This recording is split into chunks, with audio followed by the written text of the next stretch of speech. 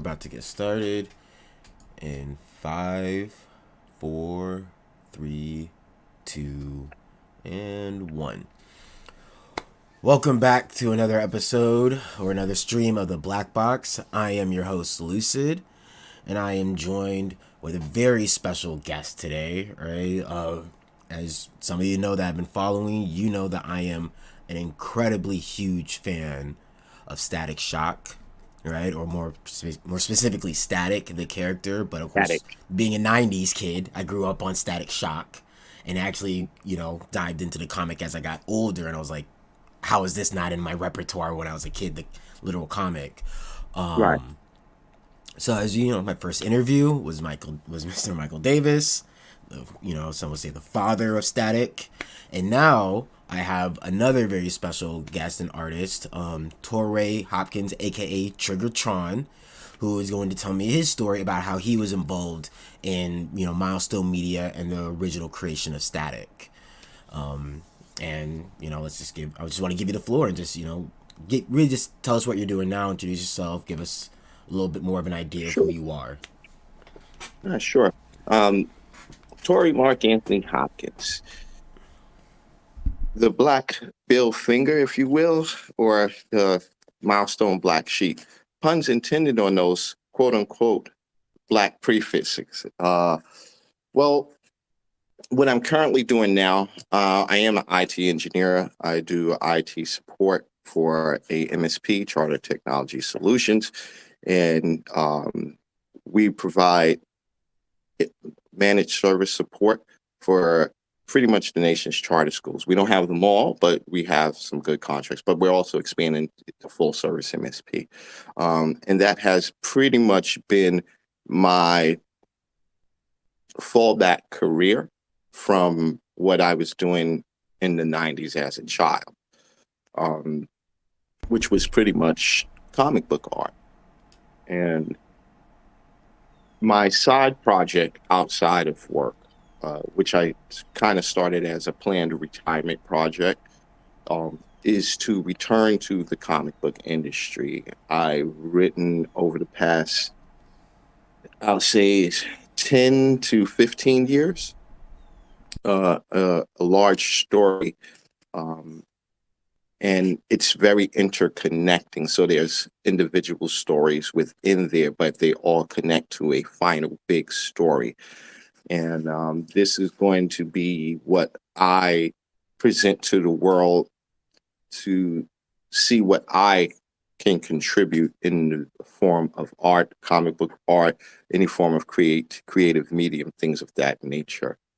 I did have my original comic book start with Marvel Comics.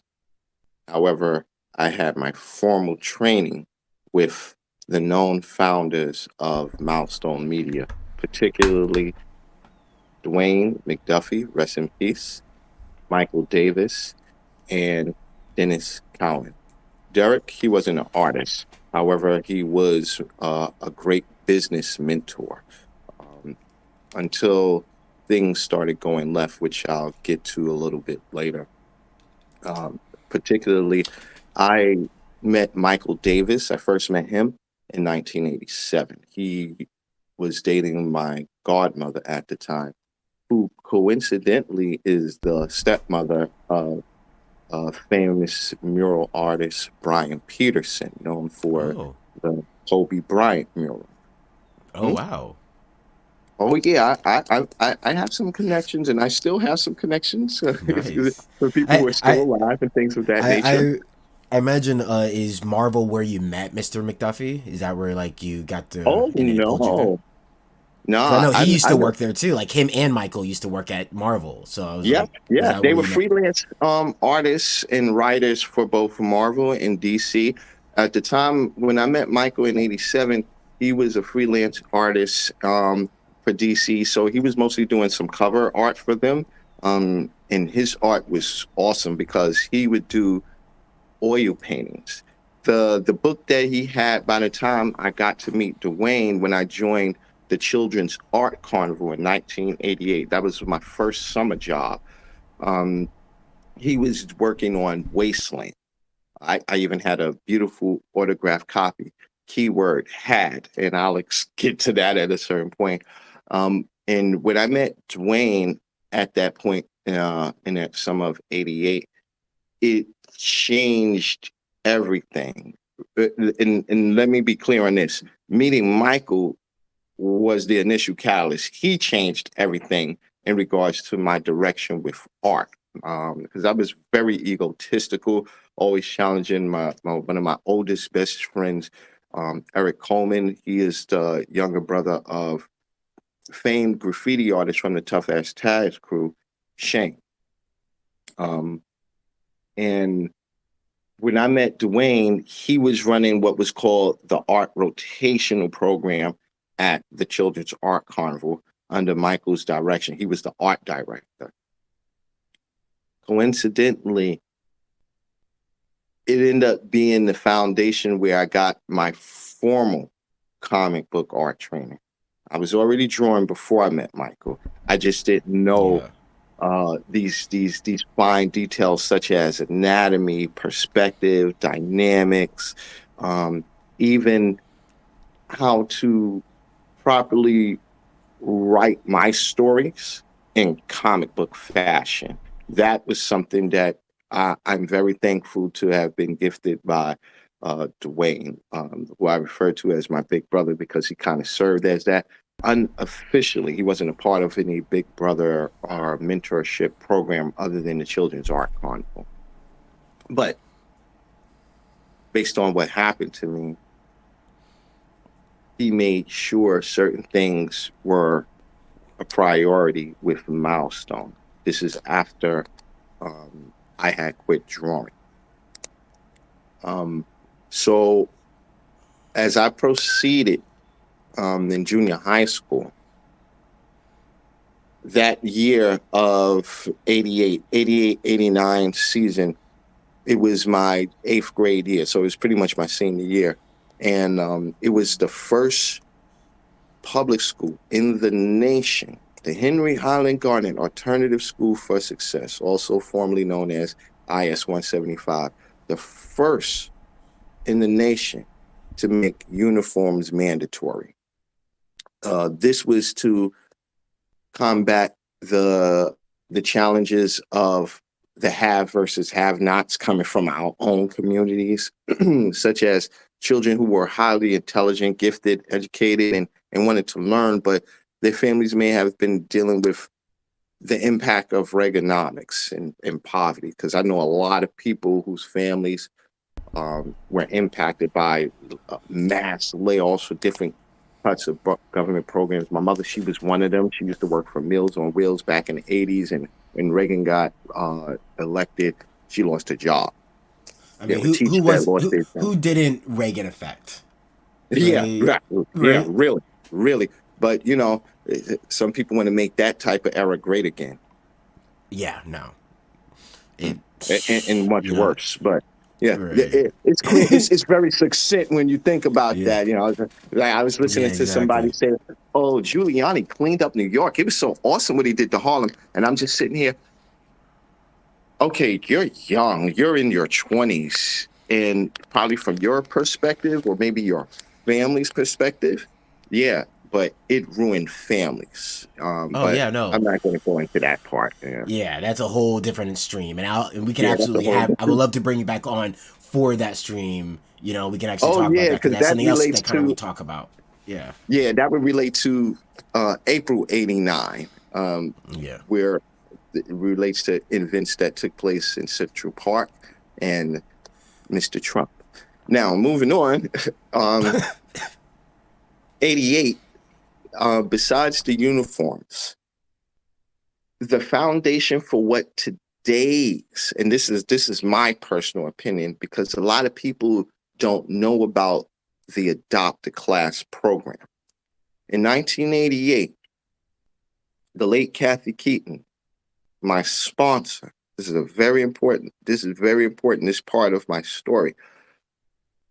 She and some other corporate allies, friends, got all different companies to come into IS 175. This would be UPS, Burger King, her company, Omni Magazine, and so many others. And what they did is they started like a nurturing program to help provide us with resources that we didn't have. The inconvenient truth of the Department of Education, especially in New York, is definitely like nonprofit. There is no profit there. Like a lot of their funds come from the New York State Lottery. So there was a budget that equated to essentially $4 per student for that school year. And I think prior to that. Yeah. So, people wonder how we failed and things of that nature.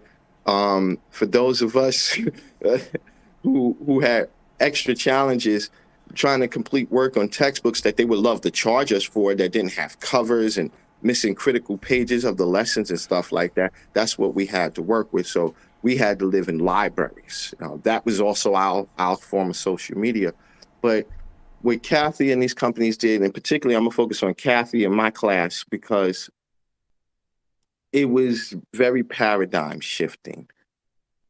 This woman, she provided my class with a VCR, computer, Nintendo. She got us to go to Nintendo's office when they had a base down in Midtown, and even take part of a computer programming project where we would make a mini app or video games. They call apps now, but it would be like a mini video game, things of that type of nature. So she was very nurturing. We had private tours of the Hayden Planetarium with Neil Tyson deGrasse.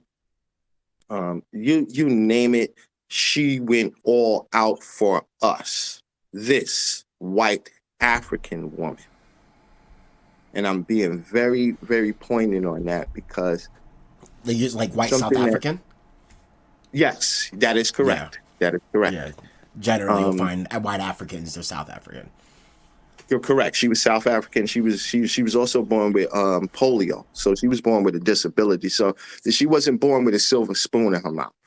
She earned everything that she acquired in her life, and her philanthropy efforts are for the most part forgotten because, like I said, what charter schools do today, Kathy did all of that back in 88 and 89. She even gave us internships when we graduated. My internship, that was my first time working with a publishing company.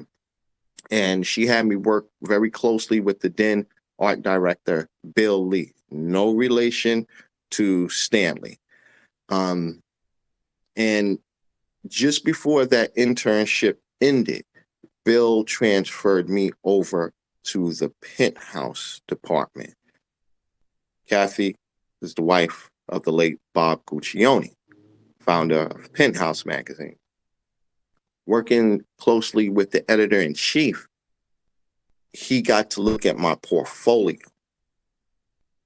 And he literally asked me, where did I get my training? I told him, I was like, well, I learned from Michael Davis, Dwayne McDuffie, and Dennis Cowan. I only met Dennis once, but at the time, when I had met Dennis, he literally took out two big pens, one black, one blue. And he was there was no pencils. And he drew this perfect Batman for me. It was so awesome. And it was just amazing because I was so focused on what he was doing. Mike had to like slap me upside my head. It was like, and he always said this to a lot of known comic book artists that would come by the CAC, the Children's Art Comic. Was like, stop influencing that boy. I'm very malleable. It's like he will drive you crazy as well.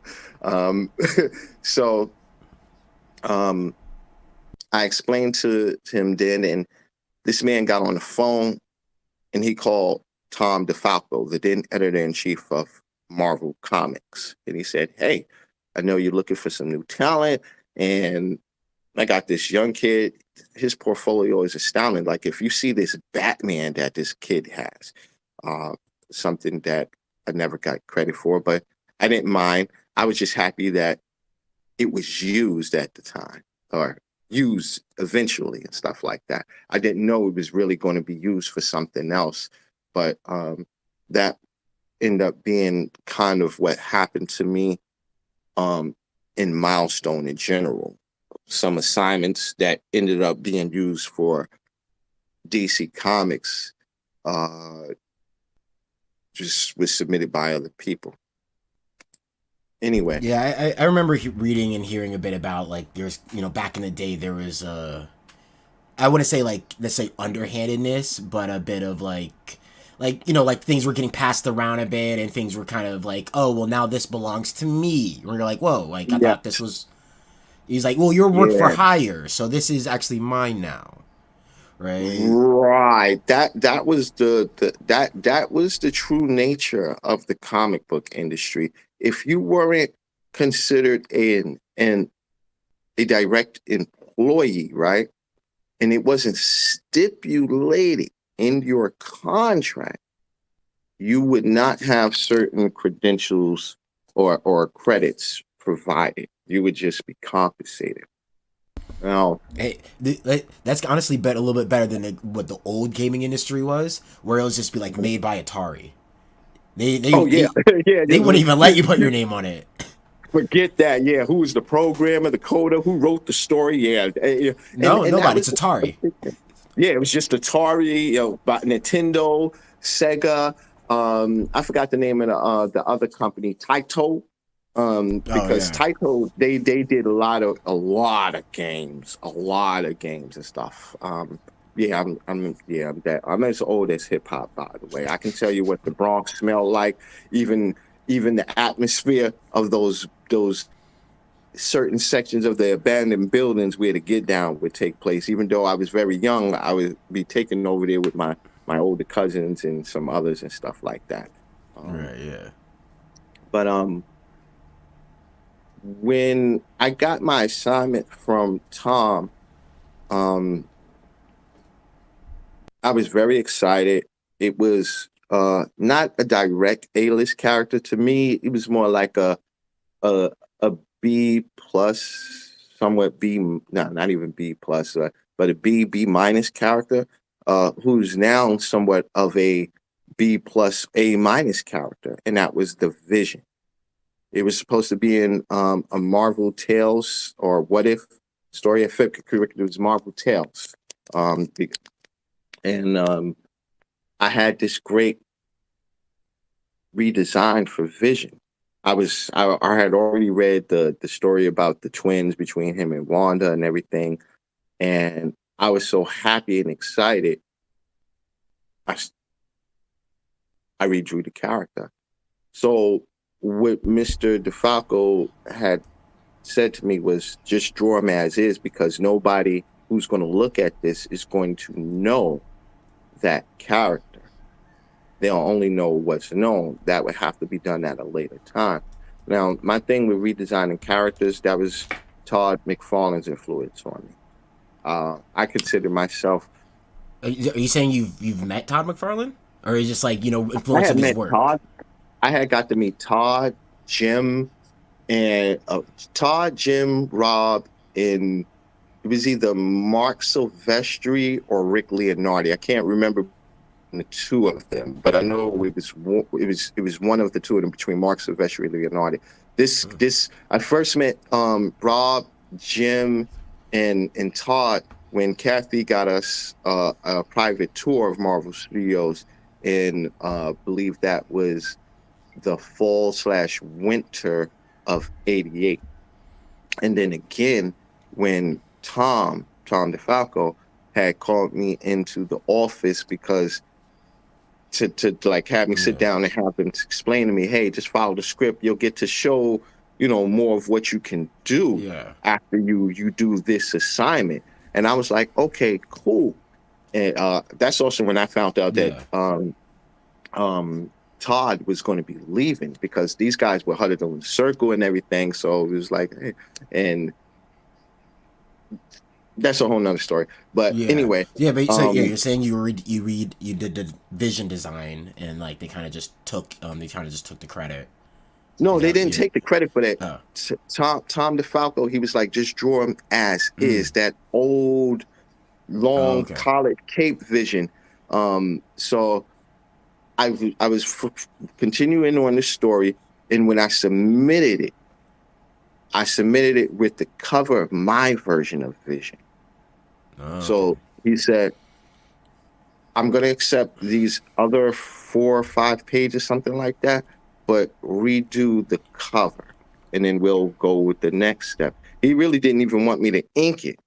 So, but you say, okay, your inks are pretty good. You can ink, you can tell a story, but do that cover over. And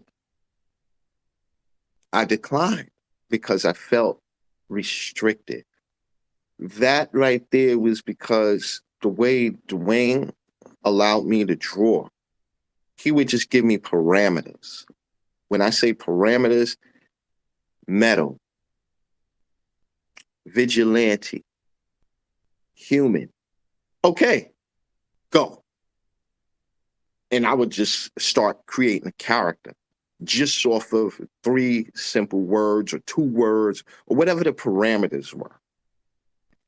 So in August of 1989, I said to Mr. DeFalco, I'm going to decline. He said, the door is always open. I have great references. I have, nice art that I can do something. I got a future. And I left and I went to the Children's Art Carnival. Michael, Dennis, and Dwayne, they had just finished having a discussion of sorts regarding Dennis's vision of what would end up being Milestone Media. When I told them what happened, the first person that reacted and responded was Dwayne. He said, "You lying, stop lying. You ain't me, Tom." Like, Torrey, just stop. I'm like, why you always calling me a liar? Everything that I tell you, I show and prove. Like my Yeah. connection to events early on in Harlem and stuff like that, where I had my stepfather come over and tell him like, yeah, I work right over there down the hill on right off 145th Street and St. Nicholas Avenue, things of that nature. When I say events that took place in Harlem, I'm referring to what is known as the paid in full story or the get money era. And my stepfather, he was connected to Guy Fisher. So I was tied. I had some connection to that Harlem underworld, if you will. But that's a whole nother story as well. So anyway, I opened up my portfolio and I pulled out the manila envelope and he just snatched it out my hand. And it just looked at it and he just fanned it over. He did something like this. It was like, and then he looked and then he's like, he did like this to Dennis and then he handed it off to Michael. And Michael opened it up and he's like, there's a script in here. And I was like, I told you I did. And then I pulled out the comic sheets that had the leader paper, the official comic paper that had the Marvel logo and everything on it and what I had did so far. And it's like, what did you do? And I said, well, I told him if I can't draw the way I want to draw, I'm going to have to decline. I didn't mention anything about what they were doing, even though I knew Yeah. about this when Dennis had came to the Children's Art Carnival, and I think that was like the fall of '88, something like that. That's like around the time when I had first met him. Um, so Dennis said, "Let me see his portfolio." He looked at my portfolio. Not a single black character. Not one. No Black Panther, no Luke Cage, nothing. It was Spider-Man, Wolverine, Batman, Iron Man. There was just no Captain America. There was not a one. There was a Robin in there. And he said, this is exactly what I'm talking about. This kid, He got all this good work, this good talent. Marvel wants to work with him, but he not have a single black character in there. Dwayne and Michael gave me the scolding face look, like it was Dwayne taking off his glasses. Boy, what did I tell you about that? And I was like, well, I had to show them something, and I didn't know if that was good enough and stuff. And I didn't have any black art. I really did. So what Dennis continued on talking about is like, this is why we need to do this, because we have a generation that's growing up that don't know about our contributions, about representation, things of that nature. And I'm just sitting there listening, and I zoned out. I started just drawing something. I forgot what I was drawing. And Michael said, pay attention to this. This is very important, because if you listening, you're about to be a part of this. And I'm like, oh, so I get to be, a founder. Right. It was like, yeah. It was like, no, you're not going to be a founder. You might you could be on the team. He's like, pay attention. You could be on the team, young buck. Right. You get to, and then Dwayne was like, well, what makes you think he's good enough? And I said, if I'm good enough for Marvel, I must be good enough for you guys, because y'all ain't even get out the door with this. This is just an idea. And then it's just like, you got a point there. You need to sat back. That's gumption. That's you knew your value. Like, well, look, I'm already doing something, right? Yep. Like, what do you guys got to lose to take me? So I mean, I respect that. I respect that hustle. Yeah. So it was at that moment, before any of my fellow Children's Art Carnival participants was even knew that this was going to be greenlit, I became the first official intern, because I was only 15. What was stated to me, when I become 16, I am an official, regular part-time employee. That's because of child labor laws at the time in New York State. Right. So we proceeded. There was a plan, and I was like, so what am I going to do? It's like, well, wait, we got to get Emerald in. We got to get Enrique in, and, see what their interest is. And I was just happy because Enrique, who, if I'm correct, he later changed his name to become Robert L. Washington, something like that. I was a big fan of his, because when I had got into the Children's Art Carnival in '88, these guys were ahead of me. They were drawing on a level the way I saw Michael drew. Like, I challenged this dude to a drawing contest, like I said, in '87. He drew a comic book accurate version of Superman. And I had like 4 or 5 biceps and stuff like that, trying to, draw, like, he's very strong, muscular, stuff like that. So seeing these guys draw similar to him, Emerald, he was the perfect child artist in my opinion at the time, because Emerald, he would paint. He would pull out his watercolors. He was so much like Mike. He was like, I don't got to pencil this. I'll just paint this stuff. You see the colors blend, and his style was of the manga style. And Rob, he had a hybrid style between manga and American style comic book art. The reason why we say manga is because the styles are a little bit more different, where American art is more like traditional. They don't over exaggerate too much of the character and the illustrations, the features and such. Right. Yeah. So I was excited seeing these guys be a part of it, and I just knew it was like, man, we got a squad. Because my thing, I can create any character. Like I said, you give me the parameters, in my writing, my ideas was I'm gonna reveal a little bit of my style, which is now a part of the Milestone Bible.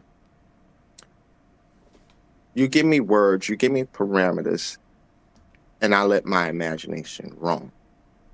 When we was given the assignment to start developing characters for the Milestone Bible, the 100, this came about after a discussion we had with them regarding the 3 stories they had. Notice I said 3 stories. It was Icon, Rocket, Icon, Hardware, and Static. Yeah. Now, the story of Static is is is is is is was rewritten to some sorts, um where it was originally Michael's story, and Static was going to be premiering and illustrated as an adult. We argued and petitioned, like, look, we're kids. Our kids, we get this. These are great. And it's like, there's nothing for kids in this. Even the stories were not connected. There was no Dakotaverse. The Dakotaverse was created by us, the interns. We made that a thing. That is correct. We made that a thing. Now, I'm not taking nothing from Dennis, Michael, or Dwayne in their creativity, in their direction for us, but that was what we created, the Dakotaverse, because there was no continuity. There wasn't Like even really. they were just stories. They Were were just just stories that they were stories, telling. right? They didn't even really have like origins, mind you. Icon, there was no Rocket in there. Rocket was Enrique. I'm gonna refer to him just Rob from here on. Okay. Was Rob's creation, and Raquel was the name of his mother. So we had this technique where we were using our life stories. This is where we learned this from both Michael and Dwayne as students in what was called the art rotation or cartooning 101 course at the Children's Art Carnival. And I was using music. For example, Brick House, that comes from this Commodore song. She's a brick house. One of Static's nemesis or rogues. So Static has a Brick rogue House. gallery. Right. I know. Yeah, no. That's a character that has stuck with me in the comic, mostly because she is, I don't want to detract, but that's something I really did enjoy about the original Static comic was about how the villains were portrayed. Right, they weren't like just bad people. Right, like Brick House was like I didn't want to be this. Right. Right, I used to be a pretty girl. Like, right Products of now I'm the literally environment and stuff right. like that. And that's where my story started coming into it. And my concept was let's have a Spider-Man. Dwayne just hit me upside my head. It's like, stop it. Too much Todd, too much Spider-Man. And I'm like, we need something for kids. There's nothing for kids. Rob, he was like, man, listen here. I got something for you. We got an X-Men, and what would end up being Blood Syndicate. No, for sure.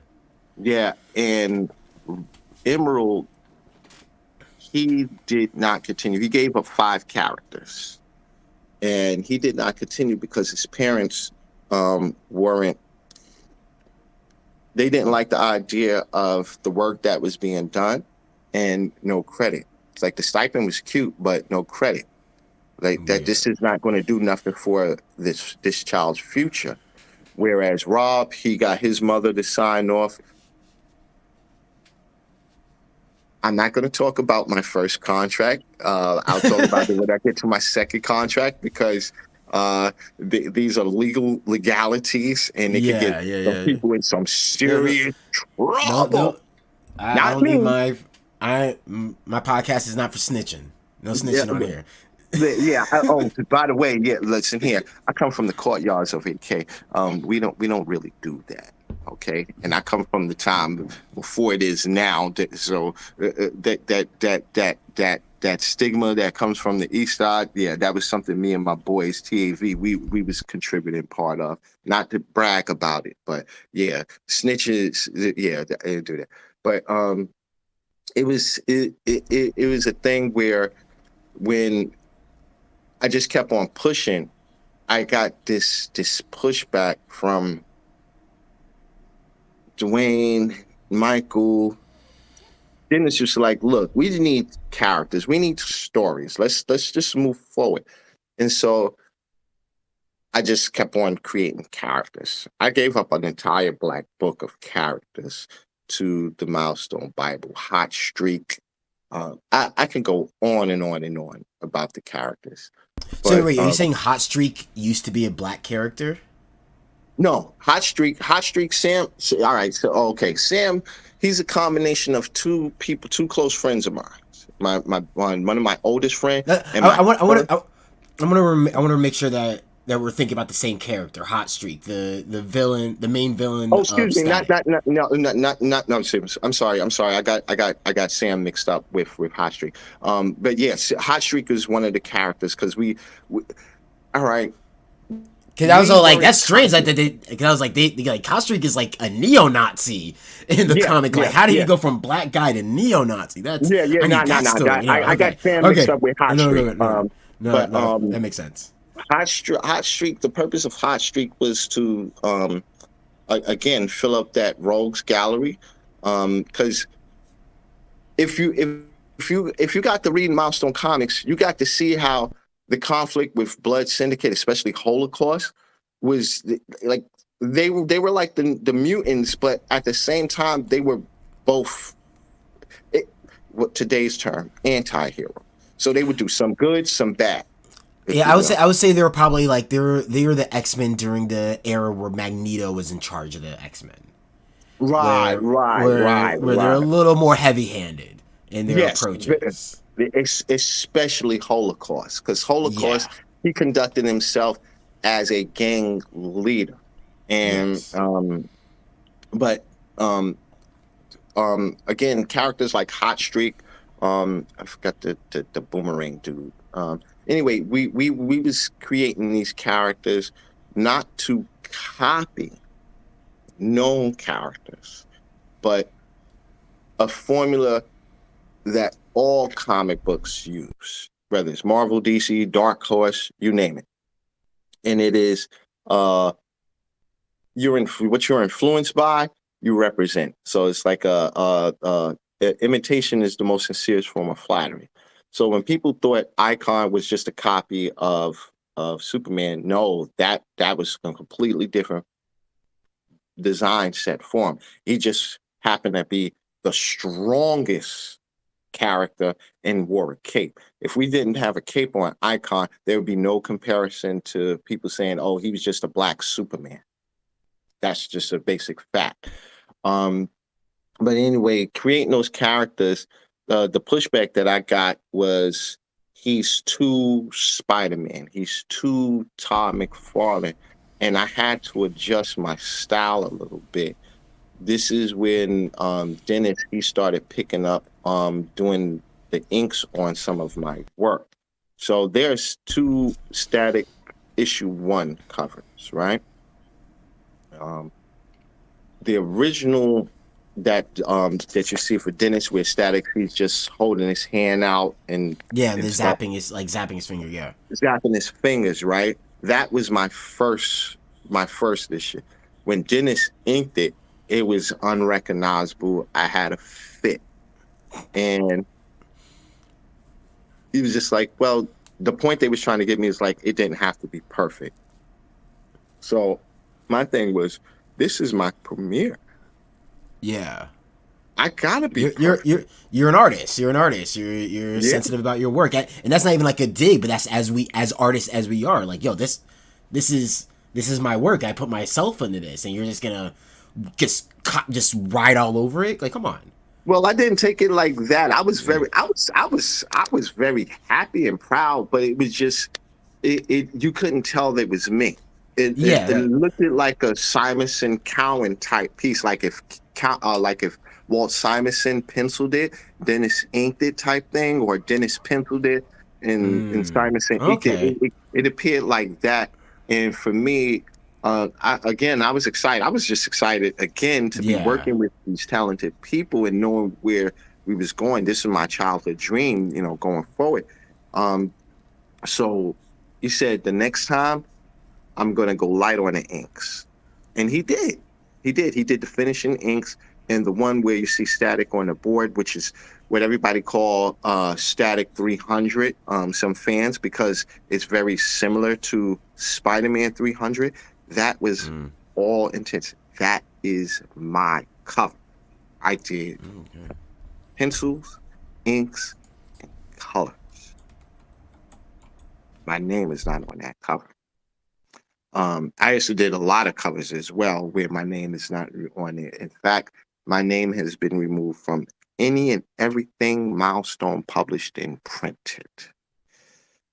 That, and I have no concerns or fear. I also have no enmity. I want to make this clear.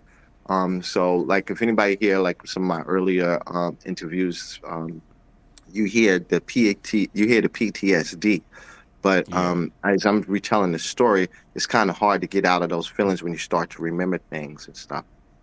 But my being erased from the company's history, that it was by the order of who I refer to as Milestone's Thanos, Derek Dingle. Oh. Um, so in by the time we in 1990, right? And in fact, let me backtrack a bit, because this part is important just the same. When Derek was voted to be the president, I became his assistant. I was an assistant to the president and the editor in chief. My other role was character designer. I still was working on my book, my version of Static. Again, there's two stories for Static that blended Michael's story and my story. So I don't want people to think, it's like, well, you trying to say Michael is a liar. It's like, no, no, no, no, no, no, no, no, no, no. Um, the adult version of Static is what Michael's idea. And after I had quit, all of what bled out from like what Rob ended up doing as the writer and stuff like that, that was a lot of Michael's stuff right there. Yeah. And um, I did my job. I did my promos. We would go out to school during the summer times and stuff like that, and we was literally doing like what you call surveys, if you will, or focus groups with our peers in the schools and out in the streets and stuff like that. And we were able to get a census of who would be the first book to premiere. That ended up being Icon. One, first, that was the true founder's character. That was Dennis's character. And he was the most balanced, accepted character from all of the surveys and that we had did. Um, Static being the second, Yeah. Icon the third, Blood Syndicate the fourth. Um, Wait, you said who was the first? You said Icon was the first, or Harvey was the Icon first? was the first. He had the Okay. highest rating from the census groups. So who Yeah. was the third? Cause you said Icon again for the third. Icon was the third. He had So the so third. So So he had the it's first and third. icon static, excuse me, hardware, static, Hardware. icon, then Okay. Blood Syndicate. Okay. So you And meant Blood hardware Syndicate, was the type one. Okay. yeah, he was the first Okay. one. Um, so that's how it was supposed to be released in a particular order. Okay. Um, and I know for a fact, Icon was the first to premiere. Um, now, I'm not sure if they did static, because what ended up happening with me, there was a whole bunch of redraws and rewrites with static, but I'm gonna get to that part of the Hmm. bridge. So when Derek got voted in to be our president, his initial task was to get us a distribution deal, get us like funding and distribution, right? Because he said we're going to publish our own. I didn't really understood what that meant, because I thought the two was the same, the publisher and the distributor. I later on end up learning the difference between the publisher and the distributor, that particularly from Kathy. So, Would you mind explaining that for like maybe those that are listening that might not know the difference? okay, the distributor is responsible for the actual product. Like you got a book in your hand, that's what the distributor is putting out. And so there can be an extensive amount of overhead, especially when you have a lack of sales. So if you print a thousand of these and it costs you, let's say for example, today it probably costs um $10,000 to $15,000 to print. It's about like $1.50 per actual book. That's not counting the material of the book. If you don't sell 1,000 books, that's a loss. Then you have what's called second releases and things of that nature. This is why pre-orders is very important, for any comic book company, because these are guaranteed sales, and that allows you to understand how much material that you need to distribute or produce. Yeah. Whereas publisher, the Hmm. publisher catalogs, and the publisher is almost like a lawyer. The publisher catalogs and has a certain level of representation for their work, and also help collect royalties for that writer, artist, musician, etc. Best example I can give outside of comics, Jay-Z. He published his own material, so he's paying himself, and he would publish stuff for other people. Whereas um, some artists, such as let's say TLC, they didn't have their own publishing, so they only were paid as performers or artists for the music that they did. Thus, their big lawsuit with the Face Yeah. Records and that nature. And a publisher today, you can be a publisher and distribute electronically, thus digital copies of books and stuff like that. But for diehard comic book collectors and fans of the medium, that is something that's like, well, I occasionally want a book, you know. And when I say I want a book so I can end up having something like this done, you know, Yeah. Oof. get it autographed and things in nature. And Yeah, that's from the new artist. God, how do Nicholas you pronounce it? Nicholas. Nicholas Draper Ivy. Yeah, no, he does really good stuff. Like I I'm I'm so happy they got that kid. They don't. yeah. I even wonder sometimes if when Dennis was checking his stuff out and he put him on, if he was following what was my criteria for anybody that can draw static, because for John Paul, rest in peace, when they brought John Paul on to, he was supposed to be helping me and then picking up on static when I was going to be moved to another project. I said, if he's not a fan of Spider-Man, one, he can't touch this. You got to be a fan of Spider-Man, one. You don't got to be a Todd McFarlane fan, but you got to be a fan of Spider-Man. Yeah. Two, you have to know how to bring real life into your art.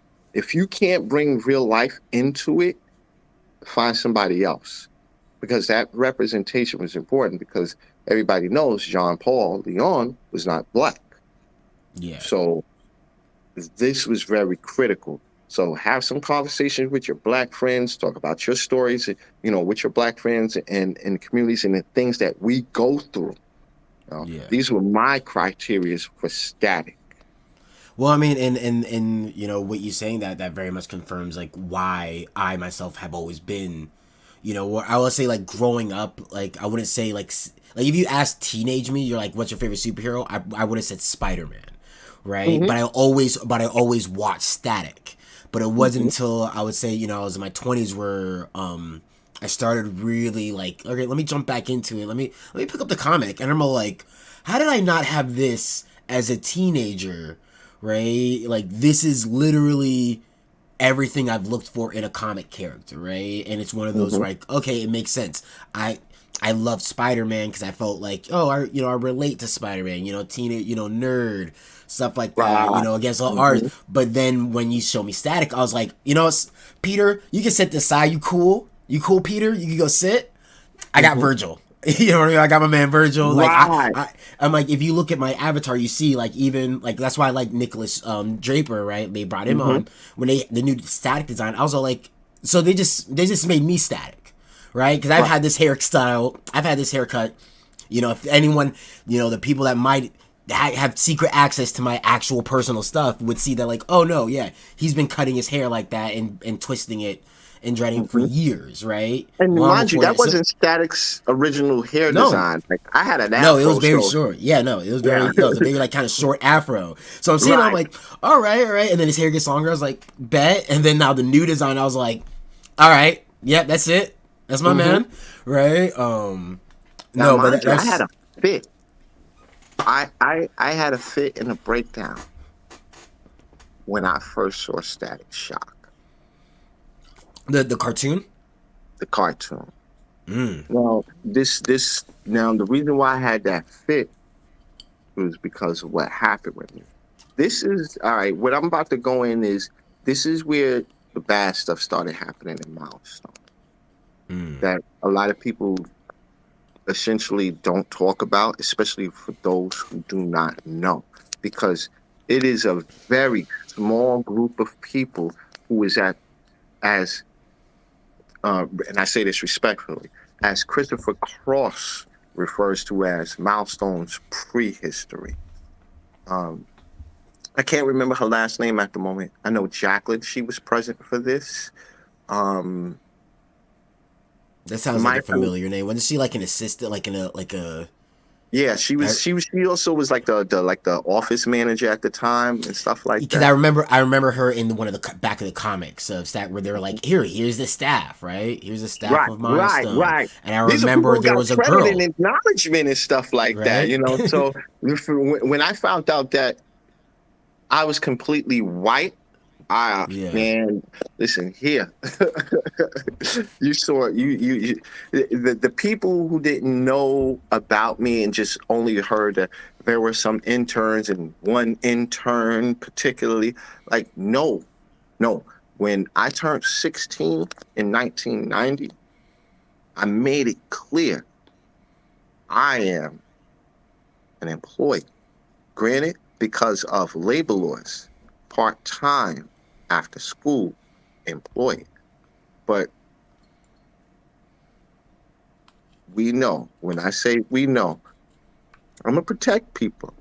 Um, Rest in peace.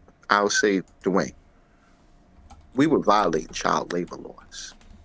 There Yeah. was there was this time in 90, this is around this time, mind you, where me and Dwayne, this is before 113, I think it was 7th Avenue or 130, 113 23rd Street. Anyway, the Midtown office.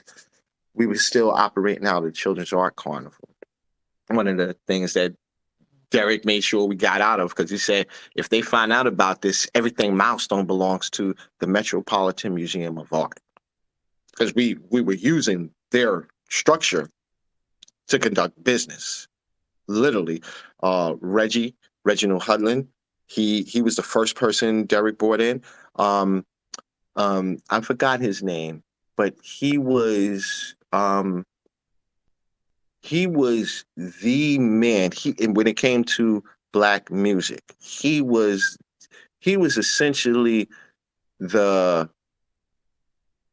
Don King of the music industry on the executive level and stuff like that. He was brought in as well, but he didn't have any interest, because it like it was a risky thing. It was like, well, there are black comic books and characters, and he got the whole thing about us representing us, but it just didn't seem as feasible to him. Mind you, and I'm talking about these meetings because as the assistant to the editor-in-chief and the then president, I was in every single meeting up until the summer of 1990/fall 1990. So Derek, he went to Dark Horse Comics, Marvel Comics, and DC Comics. All three of these distributors denied us. DC Comics denied Milestone. I mean, that's not surprising. Well, they kind of told some of that story in the Milestone Returns, the documentary, something like that. Yeah. But they didn't go as deep as it, because when they realized, when you started covering that, it started opening some old wounds. That's when they had to talk about what ended up happening with the fallout with Dwayne and things of that nature. But initially, we were rejected. When we got the final rejection, Derek had called the meeting. We were still at the Children's Art Carnival. This was probably like our last month there, something like that, before we end up moving. And we end up still operating out of the Children's Art Carnival between the 23rd Street office as well. But it was more so for new talent that came in. And any of us who brought in talent, we had to have a certain level of accountability for them. So like in the case of Jean-Paul Leon and Rob had to do that. But because Jean-Paul was brought on, technically, like any of the kids, we were all Michael's kids. Michael brought in all the talent, the youth talent, by the way. Whereas Dwayne and Dennis, they brought in all the known artist talents, such as Louise Simonson, Walt, it was somebody else, Christopher Priest. Christopher Priest technically should be listed as a founder, because he did the logo, and he was almost running a special department/division of Milestone, which I'm gonna tell later. My friend Shane, he was there for this day, though, that where he got to meet Christopher. So anyway, Derek didn't get any deals, and because I don't know how Derek presented them, because I wasn't in those meetings that he had with Marvel, DC, and Dark Horse, because those were happening during school hours. They kind of felt rubbed the wrong way, thus calling us reverse racists or whatever cases and things of that nature and stuff. So Are you saying like you saying Marvel, like the distributors felt like called you guys reverse racist for making black comics? Right, because the way we presented it, betrayed white people, yeah. It's you got white people creating black characters telling black stories, but they're not inaccurate. They were more so like from the black exploitation type perspective, you know. So that jive talk, the way we paid that back, by the way. When we did oh crap, I forgot his name. Um, but we made a mock character of Luke Cage. We even did a Oh yeah, special series of it. Tyrone something. Is that Well, is that who it is? Because I think Michael talked about like he talked about like that was more so, if I'm correct, his non superhuman personality. But when he mm, transformed, he was um no, it wasn't Bojangle. I forgot his name. But it was a mockery of Luke Cage. He ended up being the epitome of all the puns that they put out there. So whereas Luke Cage would say like "Sweet Christmas" and stuff like that, it's like, come on, we don't like who says that? yeah. Yeah, so like come on, all the stereotypes, the chest being out and open, you got to see the hair on the chest, like a pimp Right. and stuff like that. It's like chill. So You know, looking like Black Dynamite. right, exactly. So we had a lot of fun working on that. But when Derek came back and told us like nobody wants to work with us, like it's like we can't we can't distribute ourselves because we don't have the money for that. If we was to get that type of money, then maybe we can do that. Well,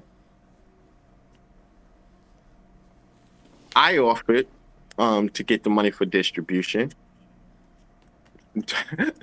Michael said, "Shut up, shut up." Dwayne said, "Sit down," because they knew I was going to, at the time, when I said money, I was just going to go to the streets, because yeah, Yeah. most of my money was earned from the streets. And they was like, no, no, no, no. We're not trying to get no drug dealers involved with this story. This is all legit.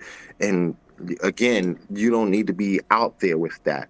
And I'm always thankful for them for that, because it was an escape from the streets. Even sometimes my friends, it's and when we had our reunion, it was like, yeah, you would disappear. It was like, yeah, dude, I had like 4 or 5 pages to draw. I was drawing like 4 or 5 pages a day. Yeah. And when you I'll keep think you about busy. that traditional versus Can't digital, I was can't putting sling it drugs. hours. Can't Yes, sling drugs yes. if you drawing.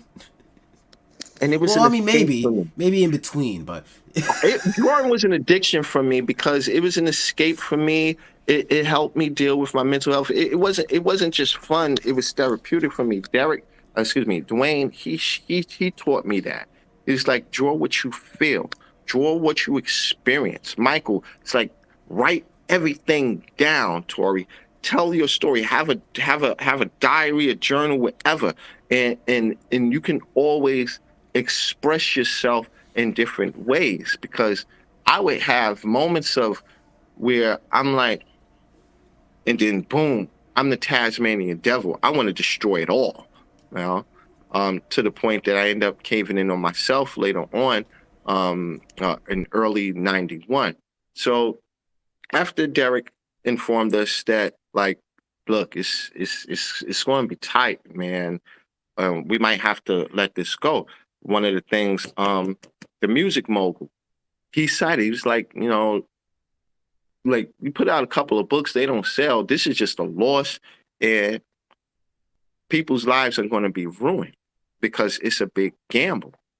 So Michael, Dennis, and Dwayne's career was in jeopardy. Remember, they already had freelance artist contracts as writers and illustrators and colorists for both Marvel, DC, and some things with Dark Horse Comics, right? Because these were the main three distributors at the time. So Derek left, and I said, okay, I got an idea. No, Derek left. Derek left the company. no, Derek, he had left the meeting. Oh, He's like, I got, oh okay. he All had right. something else to do. So I said, I got one more idea. Dwayne, no, no, no, Torrey. I'm like, it's not going to do with drugs. And I say, let me go to my sponsor. Michael was like, hmm. Michael was, I had already told him about Kathy, rest in peace. In fact, they were somewhat familiar. Even Dennis, he was like, "All right, look, we don't got nothing else to lose." It's like, yeah, so give me a shot. Let me see what she could do. She might be able to fund us or something. I don't know. So I went to Kathy and I had the promo package. I had 4 books with me. I had Blood Syndicate, Icon, Hardware, and Static. It was only supposed to have been 3. I said, the only way I am going to do this if we include my book. Now, I keep on saying my book because, again, the story that I was illustrating and Dwayne was writing and I was co-writing, it was my story. This was very street. This is why you've seen Static going through this thing with joining the gang, the Blood Syndicate, and the Holocaust. Like, yo, shoot him, stuff like these were things. I was about to start cursing like a pirate again. These were things that I went through. I ended up going to jail 5.5 years for possession of a fully loaded so Mac 11. I would just want to get this straight because Mm-hmm. hopefully don't derail this too much. Okay. I'm trying to be sensitive about how I go about this because Mm-hmm. I'm not trying to sound like I'm calling anyone out, but what you're saying is that like basically like Static's origins, like that kind of like the reasoning of him being at the the gang meetup to kind of take out his bully and stuff, like you're saying like that's kind of the stuff that you were going through, where it's all like had a friend give you the gun, be like, yo, handle your business. Yes. Like that was your life. My bully was my mother's boyfriend. Yeah. Wow. His name, by the way, is Michael Davis. We refer to him as the fake Michael Davis. Wow, that's inconvenient. Yeah. So, and I say this because this guy, he would always punch me in my chest. Oh, I'm gonna cave your chest in, and you got to take with a man dish out and stuff like that. Look, I'm still skinny. This dude, he's always been 6 something and whatnot. You know what I'm saying? And I get it. My mom, she went through an abusive relationship, 2 relationships prior to that, with her first husband. Now, this dude, I wake up, this dude's beating the shit out of my mom. You know what I'm saying? So I always had a thing against anybody who didn't treat my mom's well or treat her the way my sister's father did. All respect to Hillside. He treated my mother like she was a queen. He set her up for success. She had her own business and everything. So that bully was somebody I wanted out of my life. And the only way I can get him out of my life at the time was draw him out. And again, that's where Dwayne and Michael, they was teaching me that this is therapy for me as well. Because they started getting, they didn't know my actual diagnosis or conditions, but they started getting, there's something wrong with this kid. They clearly saw the OCD in me. Like, I wouldn't let things go. Like, no, it's this way or the highway. This way or the highway. I had no problem with quitting from Marvel. Well, I had no problem with quitting from Milestone either. Yeah. So anyway, I went to Kathy, and when Kathy, she got to Static, she got halfway through issue 1. She closed the book. And she was a little teary-eyed. And she said, this is your story, huh? You did this. This is all you. Because she recognized some of the representation from some of my junior high school classmates. She didn't know my friends from the East Side. She knew some of my classmates, like my friend Jesse, Muhammad, things of those nature and stuff like that. And I had a very important issue. And she was like, nobody is going to print this. Nobody's going to print Blood Syndicate because you're talking about sexuality in a way that this country doesn't appreciate or don't understand, if that. And I was referring to the transgender representation, the the gay relationships and stuff like that out of Blood Syndicate. Excuse me. And Static losing his virginity. That was Right, originally issue 5 which of I'll Static. even say is something that is highly, looked over, as you saw with how we kind of connected with the comics, on Mm-hmm. comments on Twitter, where I was kind of giving Milestone Media and you guys, essentially as well, your dues, where it's like there was just there's so much boundary pushing that you guys were doing, Yeah. and that is one of them, right? Like you said, how the Blood Syndicate, the Shadow Cabinet, Right, right. there's so many different representations that it took decades for even Marvel and DC to start addressing, right? Exactly. They Exactly. have You their didn't first see none of characters. that before. You know, it was like we don't want to. It's like you might see a kiss, and that's about it. The fact you know who you saw exploited in a sexual type of representation, and I say use, and I'm very pointed on using the word exploited. Aurora Monroe, Storm. Yeah, Storm was just put out there like a hoe after a certain point. She's sleeping with Wolverine. She's supposed to be a married queen of Wakanda and stuff like that, and she's just all over the place. No respect or whatever the case is. You know what I'm saying? And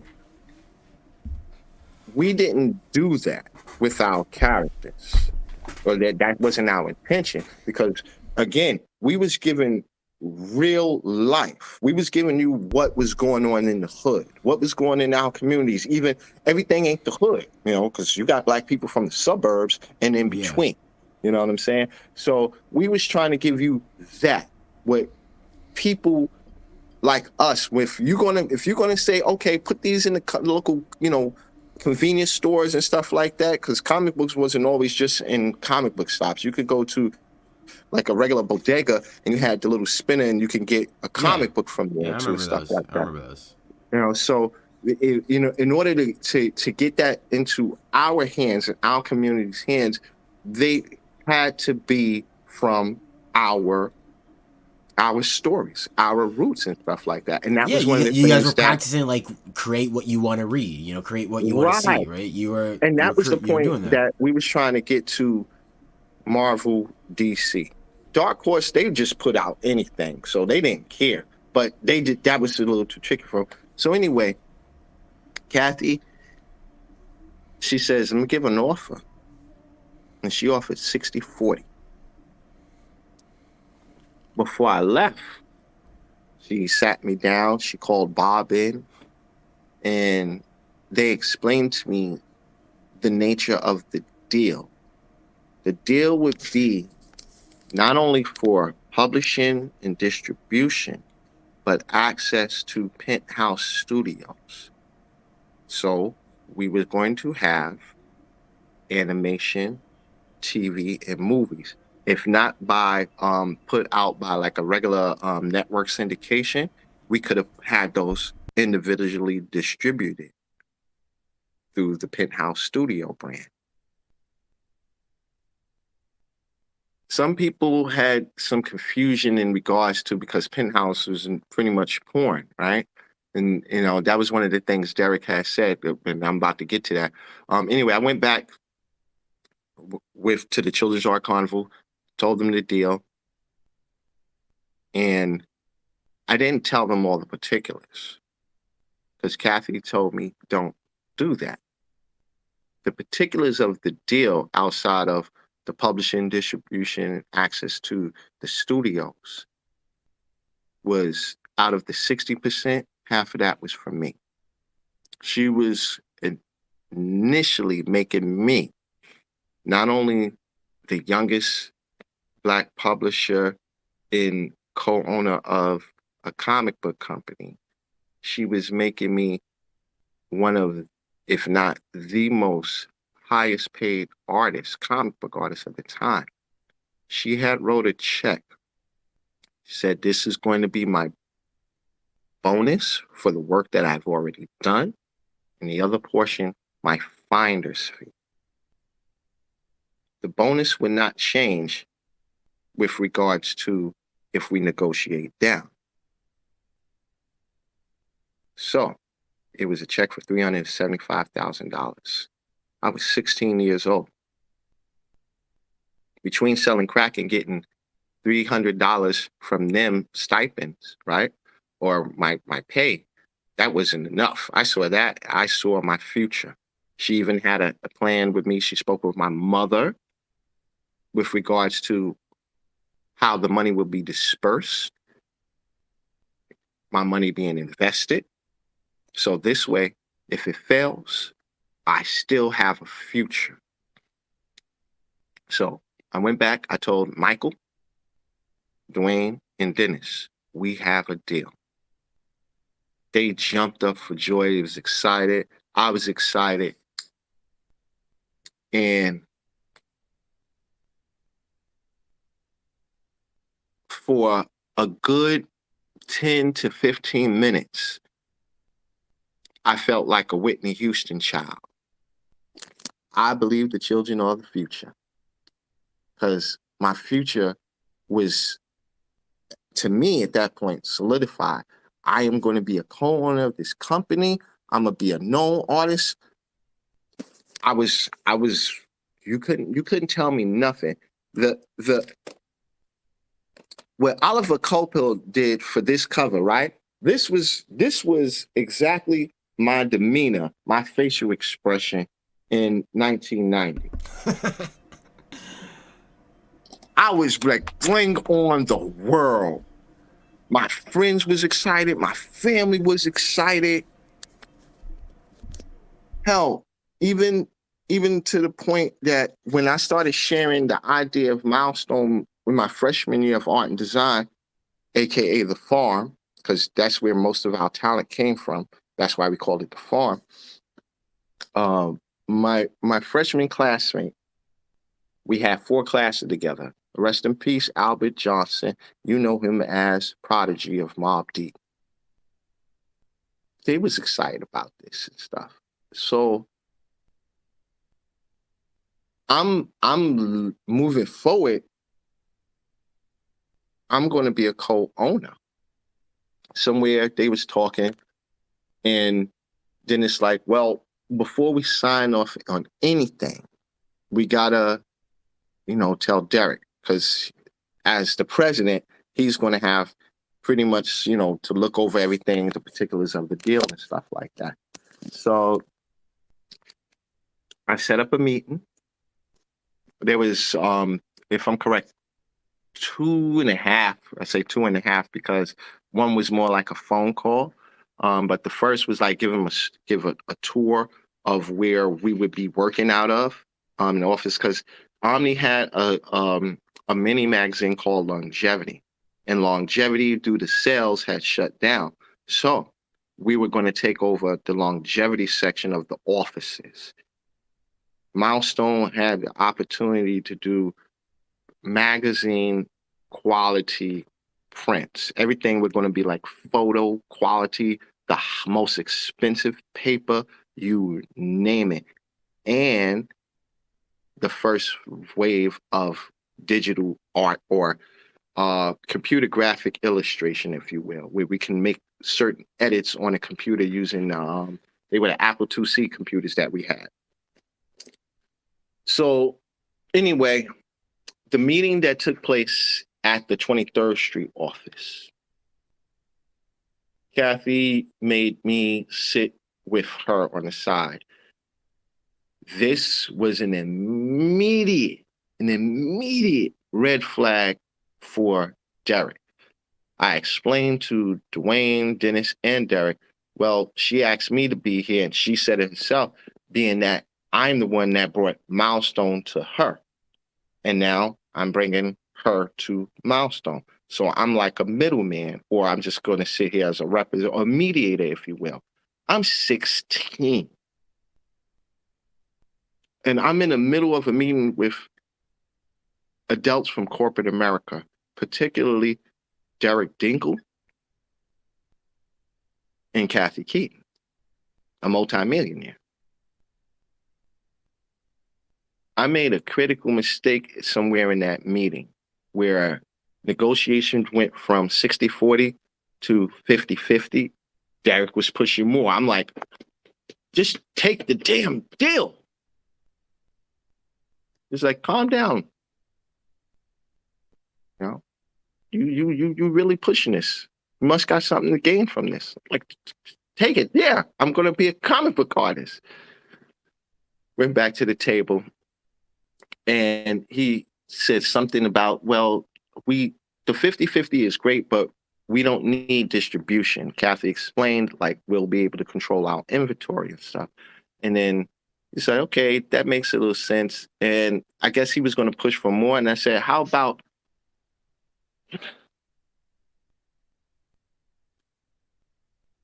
55-45? Now, in business negotiations, especially around that time, things were even numbers. They wouldn't throw out odd numbers. So it's like 70-30, 80-20, 60-40, something along those lines. I messed up, and Kathy knew this because I ended up exposing myself and with regards to what she wanted me to have. So her and Derek had a side meeting. I don't know what they discussed entirely, but it was later revealed to me that she had explained to him she wanted me to have a portion of the company and to have a big promo. She had a plan that have Derek run an exclusive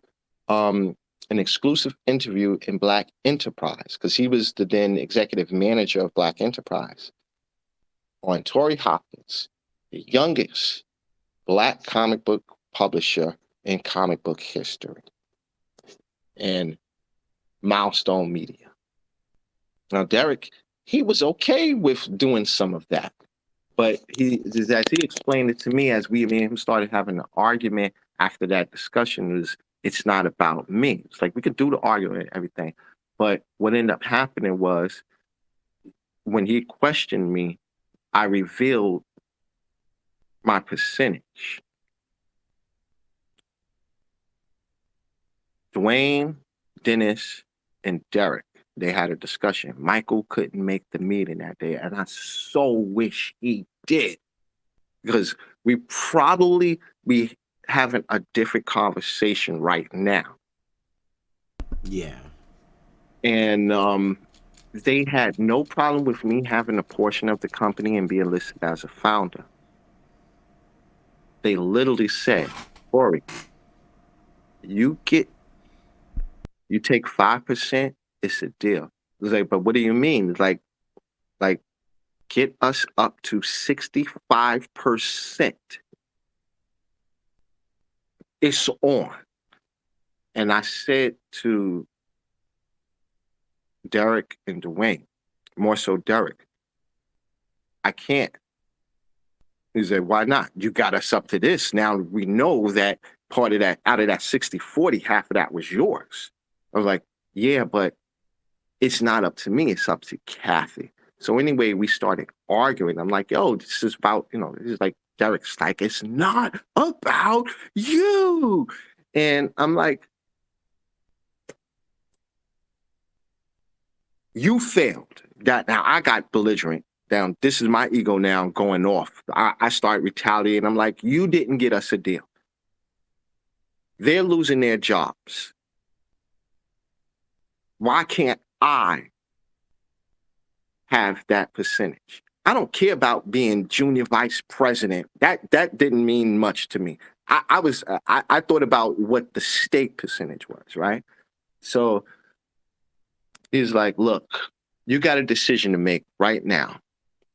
Either you take what we are offering you, or there's no deal. And I was like, how you going to do that? Like, just so you saying we're not going to do this no more, or whatever the case is. I forgot what I said to him. I know I said something disrespectful, right? Because I was in my feelings and OCD was locked in. And he said, you are fired for insubordination. Who, Derek said that? Derek fired me. He fired me after that meeting. In fact, let me stand corrected, right? Stand corrected. It wasn't after that meeting. It was the second meeting. He fired me. And the reason why I know it's the second meeting because Christopher Priest was there in the office that day. This is when I brought my friend Shane 125 over because the plan was Christopher was going to run the graffiti division. Shane was going to be the first artist that I brought in. It was going to be pretty much the Tough Ass Task. It was going to be Shane, Scene, and the whole Tough Ass Task crew. And then I would run that part of the company alongside Chris. This way, we wouldn't have no conflict of interest with Derek feeling like he's reporting to a white woman, or as he said it in regards to me, a juvenile delinquent. So Derek had took the deal and the He intent. took the deal with Kathy. He took the deal with Kathy, right? Okay. Now, mind you, he did some contract. She said he did some contract negotiation violations, right? But I never wanted to sue the company because I felt that I would be burning my bridge, even though Kathy said, I got your back. We got it financially. If anything, we'll get you into Marvel for sure.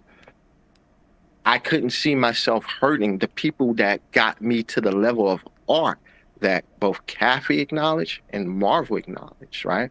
Anyway, Derek had came back and he was like, we got ourselves a deal. And I was like, yeah, Shane, my friend Shane, he smiles, but he ain't smile a lot. You got to see Shane's teeth. But he said, our deal is with DC Comics. And I just like, no, wait, no. And I had warned them about that deal.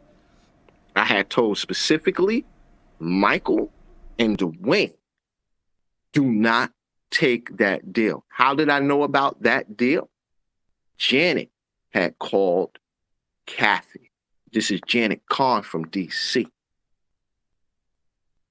They were friends.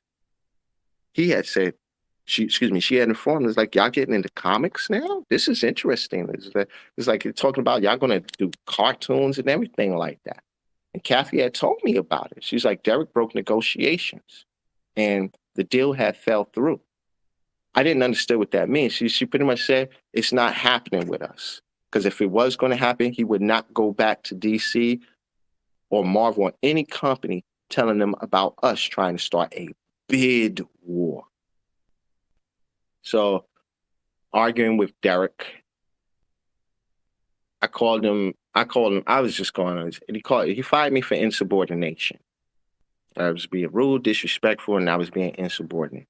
I didn't take the 5% that he wanted me to have, and Dwayne and Dennis, that was probably the first time I saw Dennis be visibly upset. He was very upset with Derek. Because as I was running out, Jackie, she tried to grab me and everything. I was like, Shane and Chris had already left, right? Chris, I wish I took Christopher Priest's advice at the time, too. The last thing Christopher Priest had ever said to me as he walked out of Milestone Media office after finding out that our deal was going to be with DC and the graffiti division was instantly, a dead thing. He was like, let it go, move on. And I mean, it's a good advice. It's good advice for many things. Yeah, and it hurt so bad that when I left out, crying and stuff like that, Jackie, she was first to grab me. Dwayne, he went to come out and talk to me, and I just pulled off away because I felt at the time it was them three against me. Yeah. Michael wasn't there yet again. the two times I needed Michael to be, because Michael, he was always for anything us kids did and what we was about, right? And again, the relationship. So anyway, I end up going home. I calls my godmother. I calls Kathy. I call my godmother. This is when Kathy like, we're gonna sue my godmother. She was pissed. She called Michael. She let him know there was a lot of people in Harlem pissed off. These were the people from Harlem's underworld, especially on the east side. And if you know about Harlem's east side, like we eat our own, okay?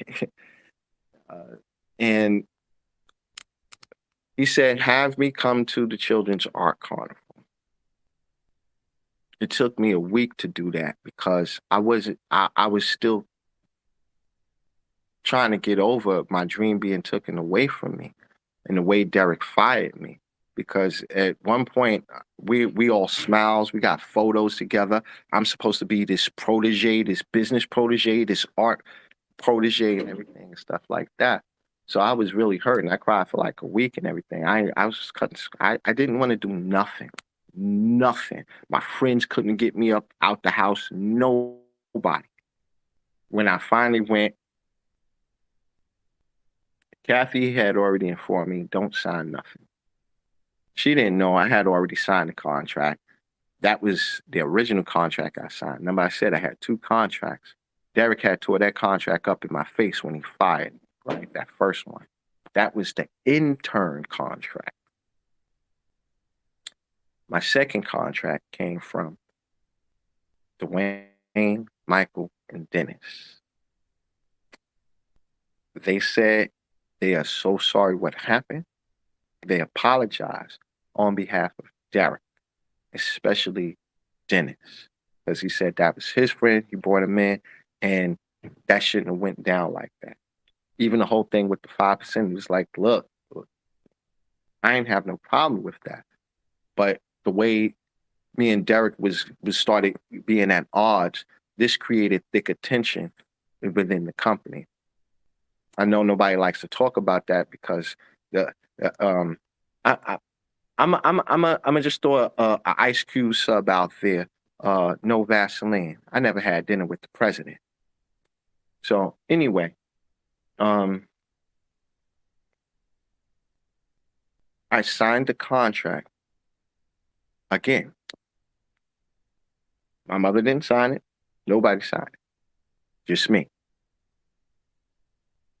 And I signed on as a technical consultant for Static and a freelance artist. I was not going to be employed by the company as a regular employee. Derek was against that. He felt I was a liability. And it was just so much tension there. The retaliation was so real that you can feel that tension. I was in the no more meetings. Some of the people who didn't know what had happened, it was quite obvious. Like Louise Simonson, I'm sitting outside the office when all these people were going in and out of Derek's office. I was always sitting there taking notes and stuff like that whenever they had meetings. So I didn't feel comfortable working inside the office. Derek really didn't want me in the office either. And I just continued to work on Static. Now, my consulting portion, this is where John Paul really comes in. I was told that John Paul Leon will be taking over for Static at a certain point. The project that was given to me was to complete the character development for the Milestone 100, or what's known as the Bible, and start working on my other character. This character name was Magma. this is going to be Milestone's first white lead character. That never happened because some of the things that was going on with me, I had got arrested twice in 1990. The first time for a crime I didn't commit. That also was where Derek started getting indication that, or like, all right, I need to choose between the streets and stuff. And as it was like, oh, like, give these kids something, you know, like design art markers cost like $2 to $3 per marker. If you've seen any of us with 10 or more of those, you had to question where the money came from, especially any other supplies and things of that nature.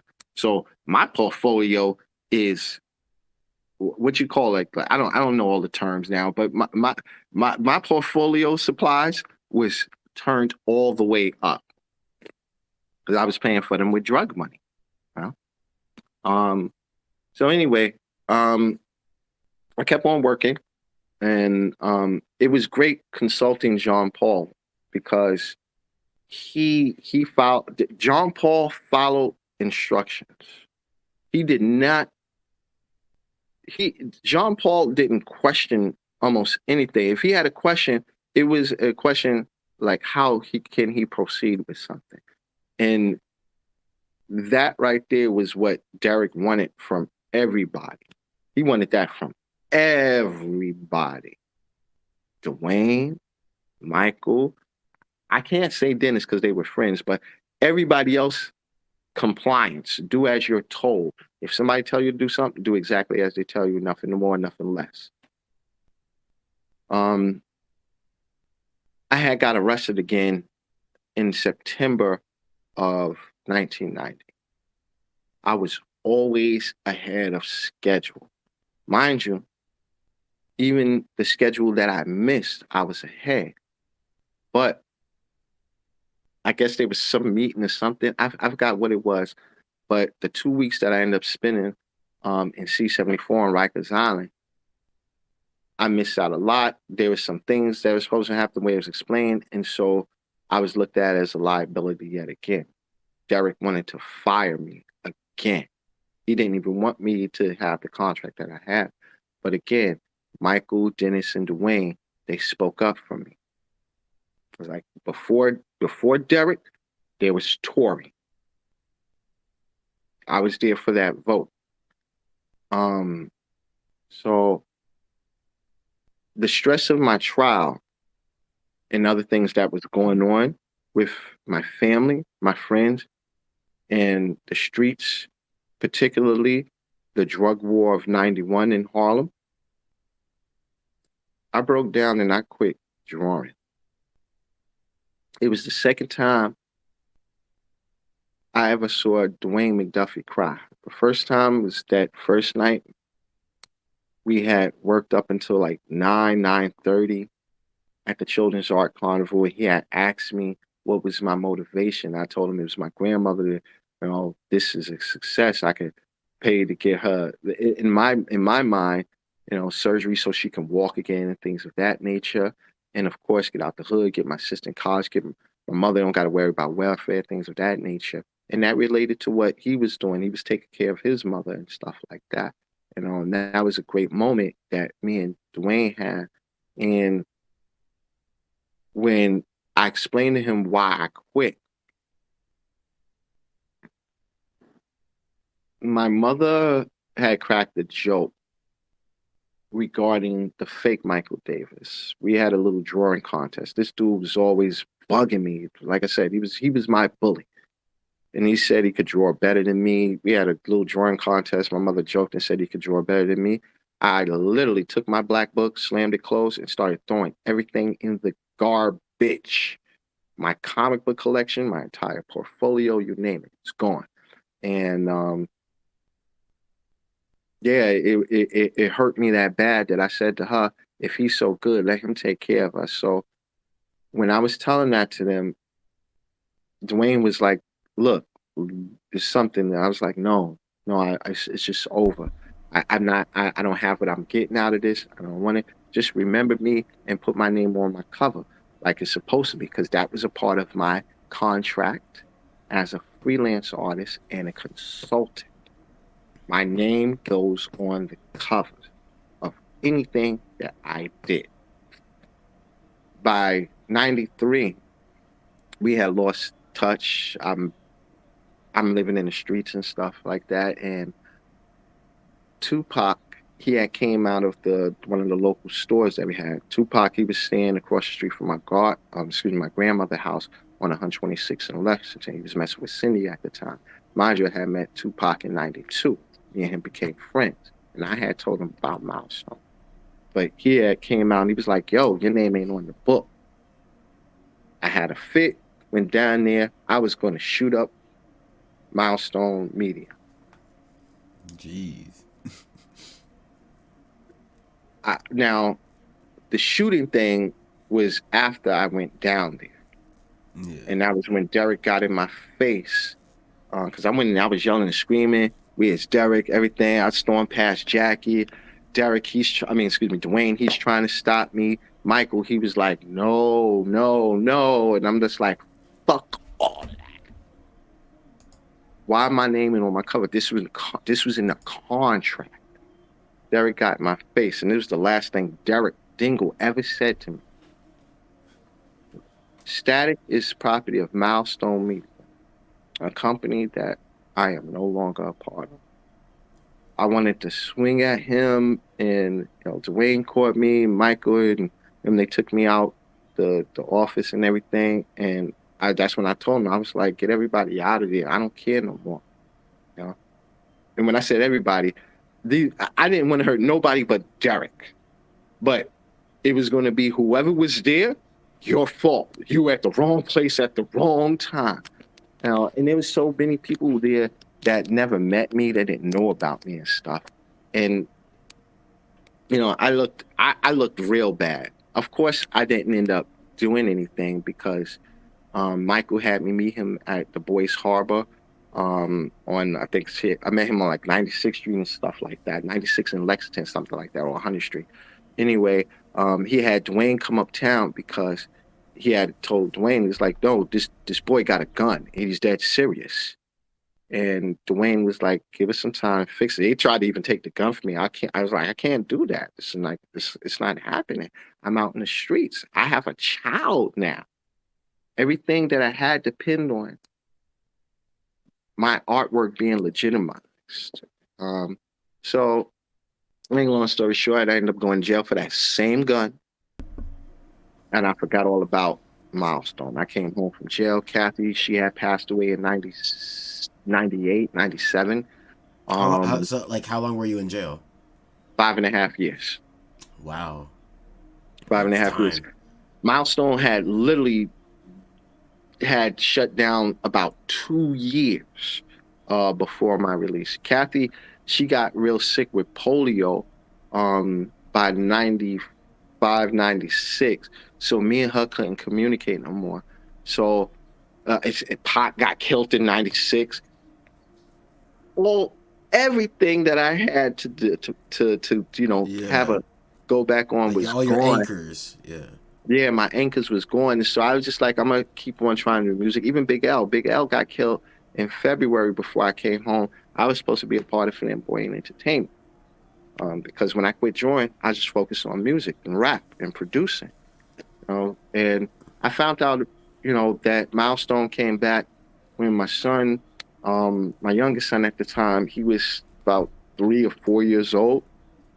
And he said, come watch cartoons with me, Dad. I always did that with my kids. I was very, very interactive with my kids, trying to give them more than what I had. And it was Static Shock. I scared the crap out of my son because I started yelling and screaming at the TV. That's not Static. That's not me. That's not my Virgil. I don't know what I punched the TV. And wow. Yeah, my kid's mother, she came out what's going on. She was like, and I'm just spazzing out because she didn't know. I never told him. Again, I had forgot about what had happened and everything. She didn't even know I drew.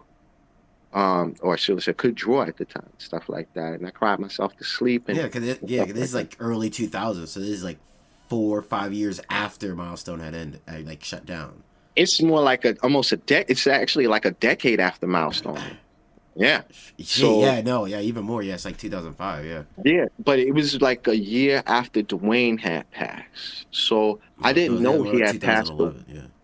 Yeah, I didn't know he had passed away. So I tried watching the show with him again. I was watching a few episodes, and then there was one episode where it was like a rest in peace type thing, and I got shut down again. I couldn't watch the show. I'm still trying to find the time to watch Static Shock, because I want to see. I'm gonna just start it from the beginning to the end to see what came out of that, because I did see some of the elements from, as I mentioned, the original story that Michael had. That design for Static Shock, that's what they did without me. That's not Yeah, my no, yeah, character. yeah, yeah, no. His. If you're talking about like the drawing, like his outfit, yeah, that was from the Yeah, rebirth. That was from the right, rebirth of Cool, right, right? So, right. and which was something where I was as an adult, I'm like, oh, the Static looks different. He has like a big old jumpsuit, kind of like Spider Man. All right, Yeah, it's all right. And then yeah, like rebirth of Cool, I'm like, that's the outfit I remember. Oh, mhm. okay, this is the second outfit. Oh, that's interesting, Right. And right? that was part of DC's way of like make the character more child friendly. Because the whole Yeah. purpose, as I mentioned, like we had a bunch of adults. I wanted Static to be a kid. We needed that draw in connection, thus the whole thing with me using Spider-Man as the template. Particularly Todd McFarlane's take on Spider-Man, Spider-Man 300. Um, and yeah, it was just like I didn't know what to do with that. And like I said, when I after seeing that documentary, and I touched base with my therapist, like I kind of recovered the memory, but I'm not sure. I followed up with my mother, and my mother's first reaction, her response was, "So you remember?" And it my heart sunk because I would hear my sister say to my nieces and nephew, "Yeah, your uncle used to draw his own comics. She would be sitting there watching me, my annoying little sister, you know." And I was like, "No way." She was like, "Yeah, you remember what they did to you? They took that." And I was like, "No, mom." She was like, "Yeah." And I'm just like, "No." I just kept on saying, "No, no, no." And then she started saying, "When that man fired you, you didn't want to sue." And that was enough there. And I ended up reaching out to Michael because Yeah. it was hard to forget him because of the fake Michael Davis. I got a Michael Davis still in my life. I go see my mother. That dude's still around. You know what I'm saying? Yeah. And Oof. then I had the Michael Davis who was like a savior to me. You know what I'm saying? And what ended up happening with Michael and Dwayne with Milestone, right? Shouldn't have happened. Dwayne got pushed out because of the original Static Issue 5. Milestone DC publication print is Static Issue 25. And that was the story of losing virginity. Yeah, because of the cover, and he Right. fought really hard for that cover. Right. And I And know that I believe that th- created risk between him and like Dennis, because Dennis was kind of like, or at least, or what, at Derek, least it wasn't Derek. Okay, Dennis, it was it, Derek, because Derek was told by DC, look, y'all want to keep on doing business with us, he got to go. okay, all right. And Cause I was under the impression that like Dennis like was like, I really wanted the, just like make it happen, let it go. And so it was something between Dennis and Dwayne, but to hear that it no, was it was Derek, that between was all Derek like and yeah, because in Dennis, he was Dwayne. all for it. He was like, look, we can censor it. It's about the story, you know. Yeah, I mind you, I wasn't there. I'm in jail for this, but I knew what happened because of inside yeah, sources. And it was what I warned them about. Kathy said they're not going to want to do that. I was surprised that they did Blood Syndicate. But again, if you look back at all, you can see how they was trying to censor as much as they could of Milestone, DC at the time. So yeah. essentially, Milestone's fall ended up over the course of 3 cycles. The first cycle, as Chris Cross refers it as Milestone Prehistory, which was in their first, with our first year and a half. That was with me. You lost your character designer. You lost Michael, talent acquisition, and then you lost your lead writer and editor in chief, Dwayne. I don't know if anybody understood what the core founders, when I say the core founders, right, before Derek, what we envisioned, what we had in mind. We wanted to break every single barrier and wall and stigma about Black people. And to censor anything would be a conflict of interest to us. He was on board with it, but I from the way I look at it now, Derek was trying to save face and keep business going, right? But again, when you're dealing with a bunch of people that are about principle, that are like, right. I much rather, your art. There's a businessman versus artist, and artists will generally, we will burn with our art over Exactly. We business. die for what this. They're like, this is coming from our souls. Business is about, hey, I can talk and negotiate. Eventually, anybody knows how to do that. Heck, I knew how to do that being a crack dealer. Okay, I'm not proud of that, but that was like, the side of me that Derek never liked. But I had to explain. Ain't nobody taking care of poor Torrey, Mark Anthony, Hopkins, and you know what I'm saying? It's like, Yeah. like my mother, she was definitely against it. You know what I'm saying? But there was times where when I would bring home, I fed us for 2 months, not the fake Michael Davis. Yeah. And these things made a difference. So I don't take nothing from Derek because except for that lack in judgment, that what I warned him about after Kathy told me what her and Janet talked about, like DC ain't gonna want to do that. That was warning, and then that prophecy come true. I know it had to stick. I wasn't there, but I heard about the argument between Derek and Dwayne regarding that. And that Dwayne actually quit as well. Dwayne went to retire out in Florida. So Mike quit drawing, Mike quit comics.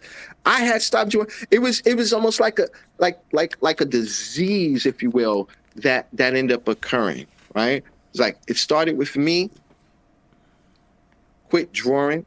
Michael, he quit drawing. Derek, he quit. Dennis, he continued. Dwayne, yeah.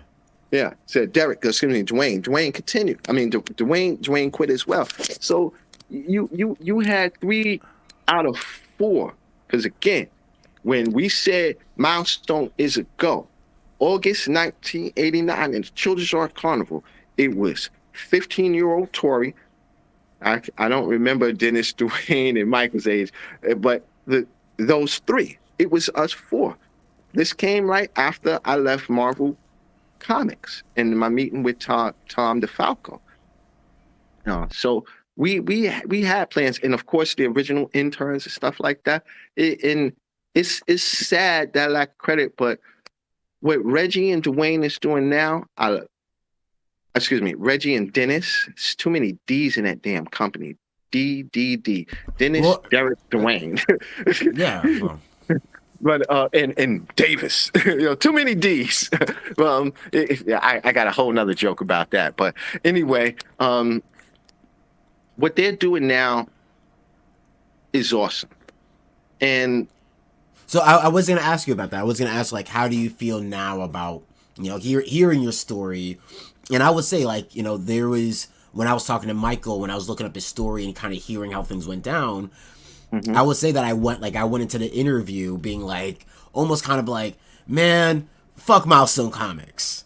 Man, fuck this new shit. You know what I mean? Y'all don't have no other people. Y'all ain't respect, right? Like the stories changed. How fucking dare y'all, right? And but then like talking to Michael, he's like, yeah, he's kind of supporting it. He's like, he's getting over. He's like, I'm gotten over my feelings and I'm kind of supporting it. So I'm like, all right. And then hearing you, those old feelings come back where I'm like, man, fuck them, man, fuck Milestone Comics, man. And you're like, I kind of like. I'm like, all right, fine, all right, maybe I'll pick up a comic.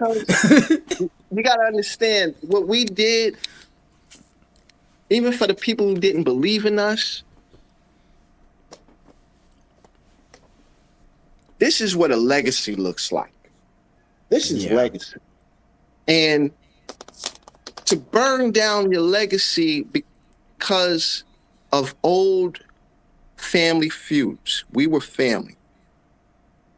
Derek hugged me, brought me food. I hugged him at times.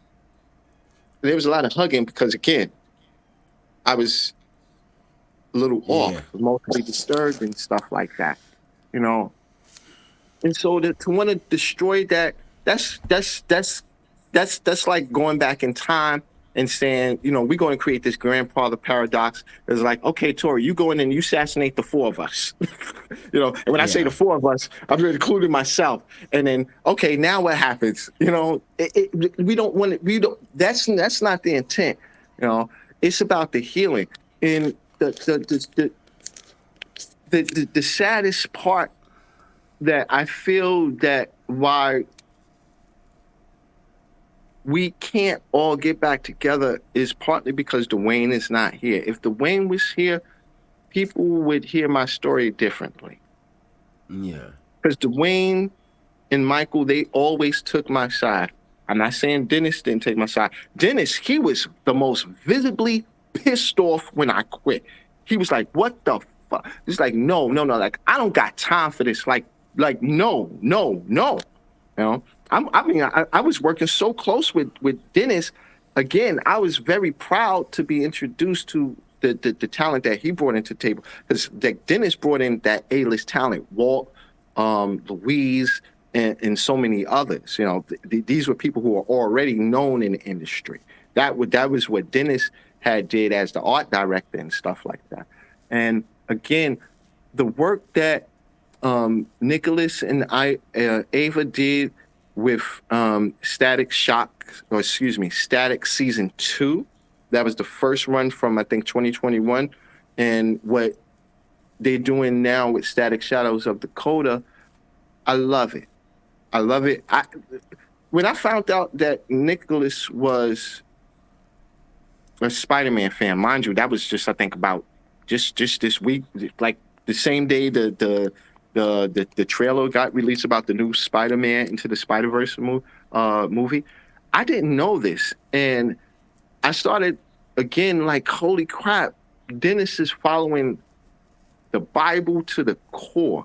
He's following the code, the criteria, because ain't no way, nobody, if you are not that fan, you gotta, like, who's your number one superhero? If you don't say Spider-Man, you ain't joined. You can't touch that. You said Batman, anybody, maybe we put you on Icon or hardware. Yeah, you know what I'm saying? But if you said Spider-Man first and you showed that and everything, this young man, I say young man because when I quit drawing, that was the year he was born. He even cosplayed as Miles Morales. Yeah. And that right there, like, that brought tears to my eyes.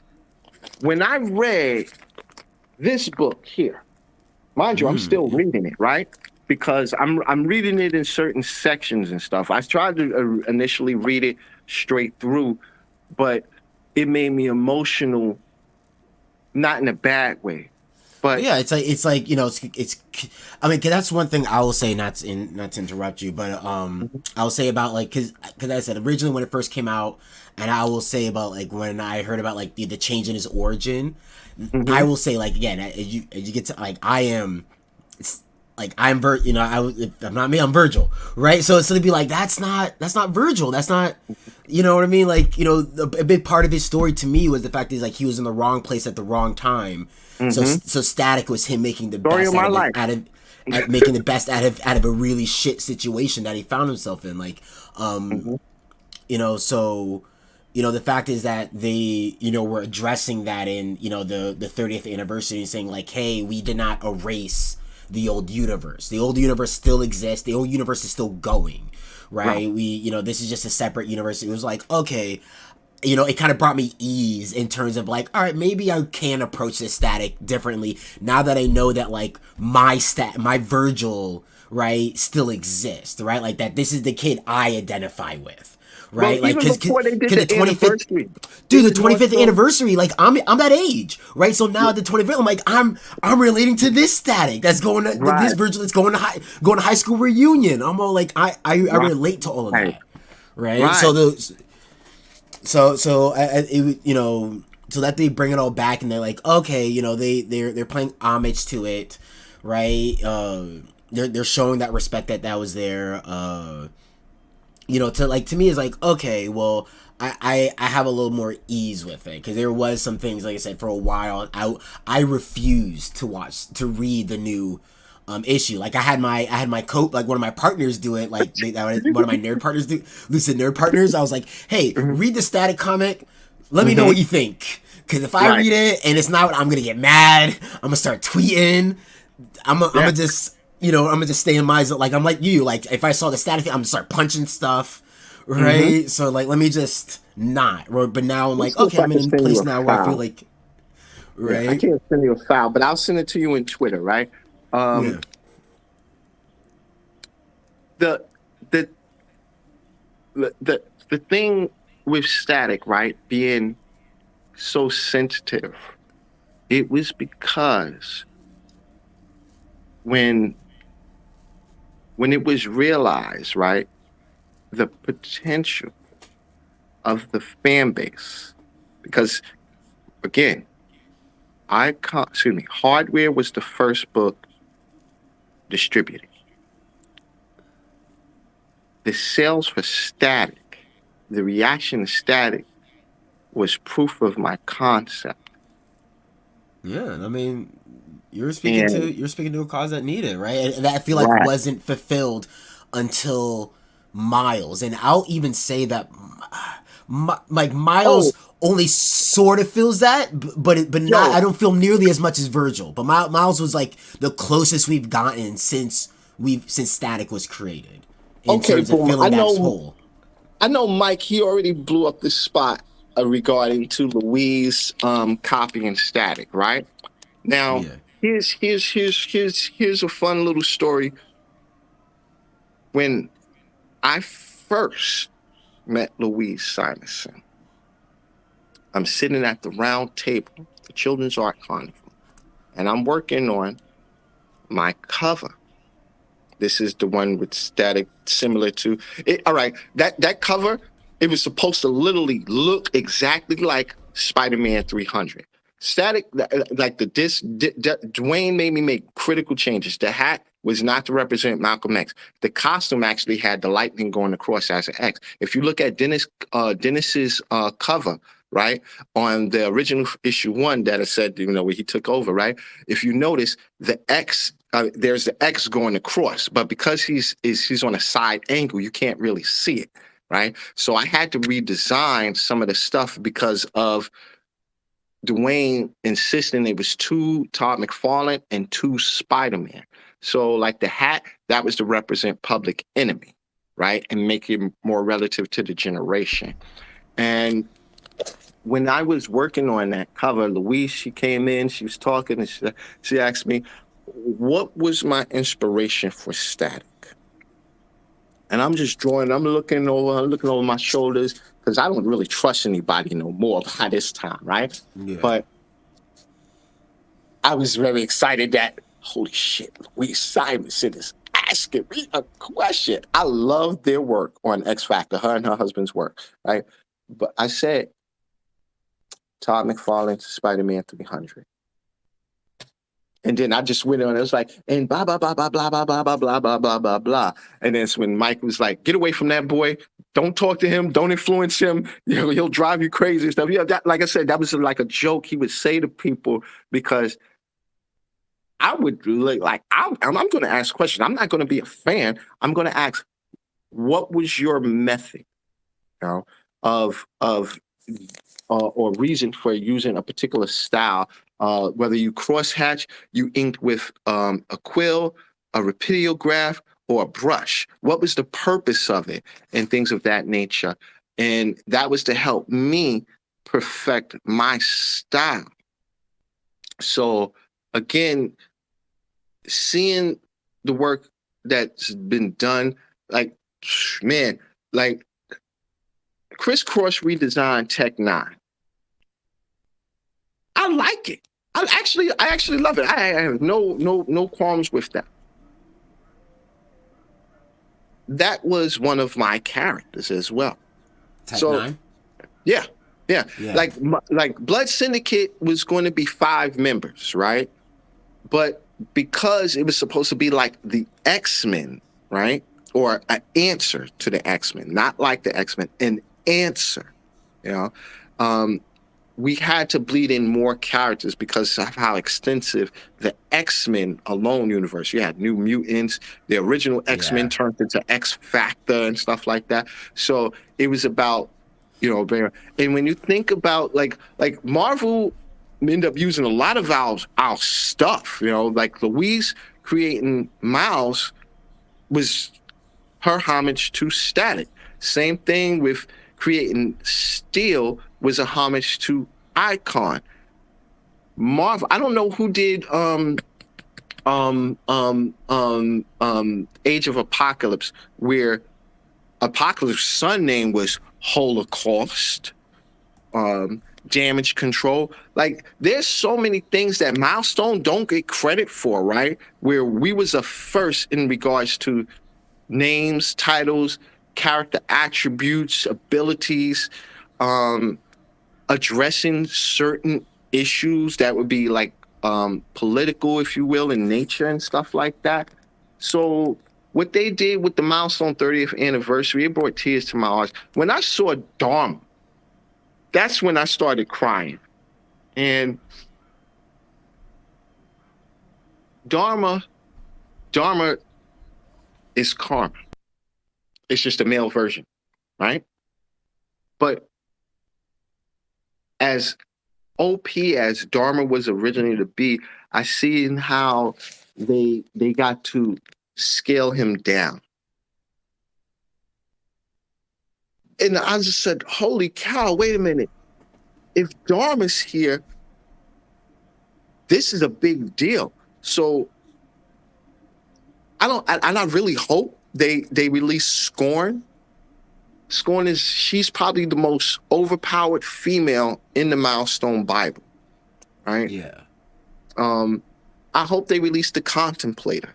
These are characters that, I worked on and stuff. I didn't create Scorn, but I was so in love with the character. Like, the way Rob pitched it was like, yo, when I get my solo, it's going to read Scorn, but it's going to be an above title. Hell hath no fury like Scorn.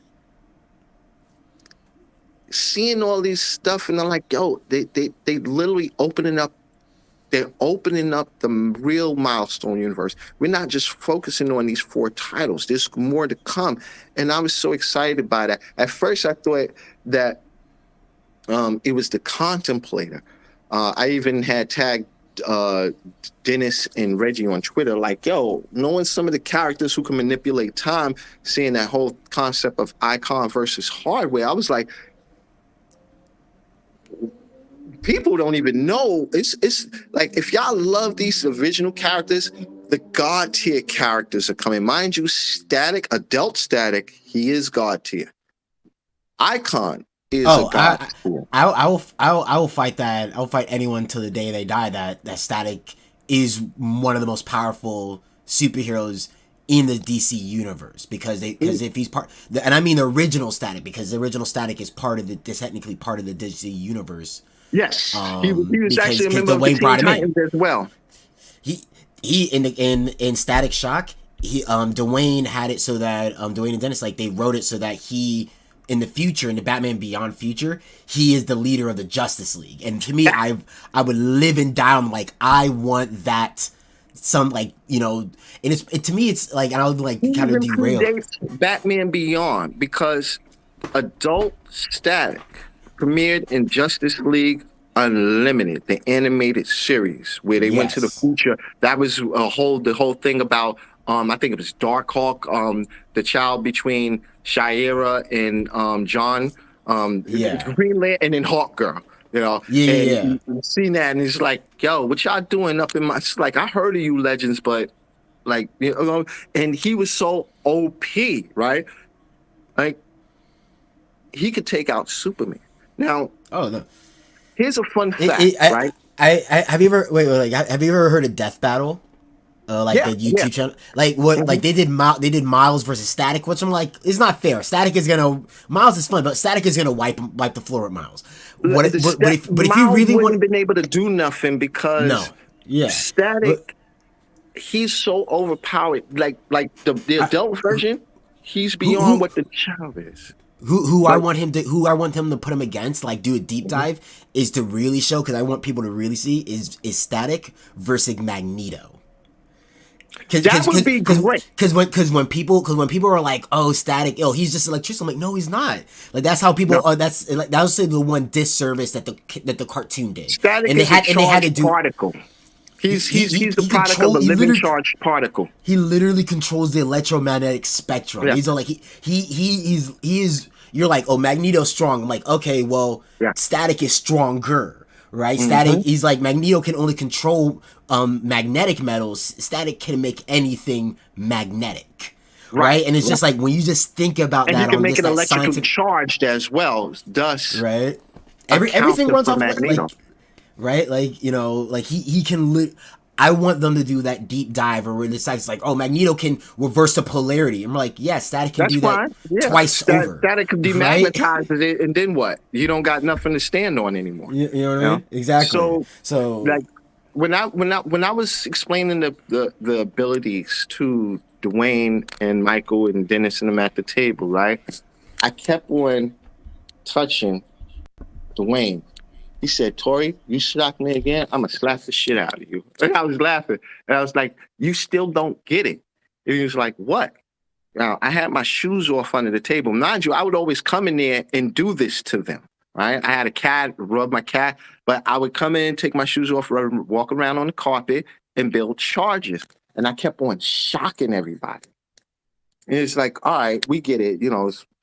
Stop it. Just stop it. But I was like, this is the character. This is his ability. He can draw this. He can control this. And that's when it was like, yeah, this little evil genius, he's got something. It makes sense. Static was supposed to have his, like, when you see the lightning, the arcs and stuff like that, the Tesla coils and stuff, come yeah, out of his hands like Spider-Man. That was the whole thing about me doing it over. It's like, give him a disc or something. I was like, all right, Silver Surfer. This is me being sarcastic. I was very sarcastic in my art. The last cover that I did, the last book that I worked on, right? Again, no credit. I wish he was alive because I would have a word or two with Jean Paul, but at the same time, Jean Paul followed orders. Casualties of War. That was my final work. And that was also my style standing out.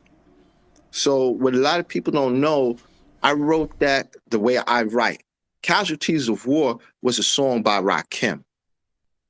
And I was a casualty of an internal war.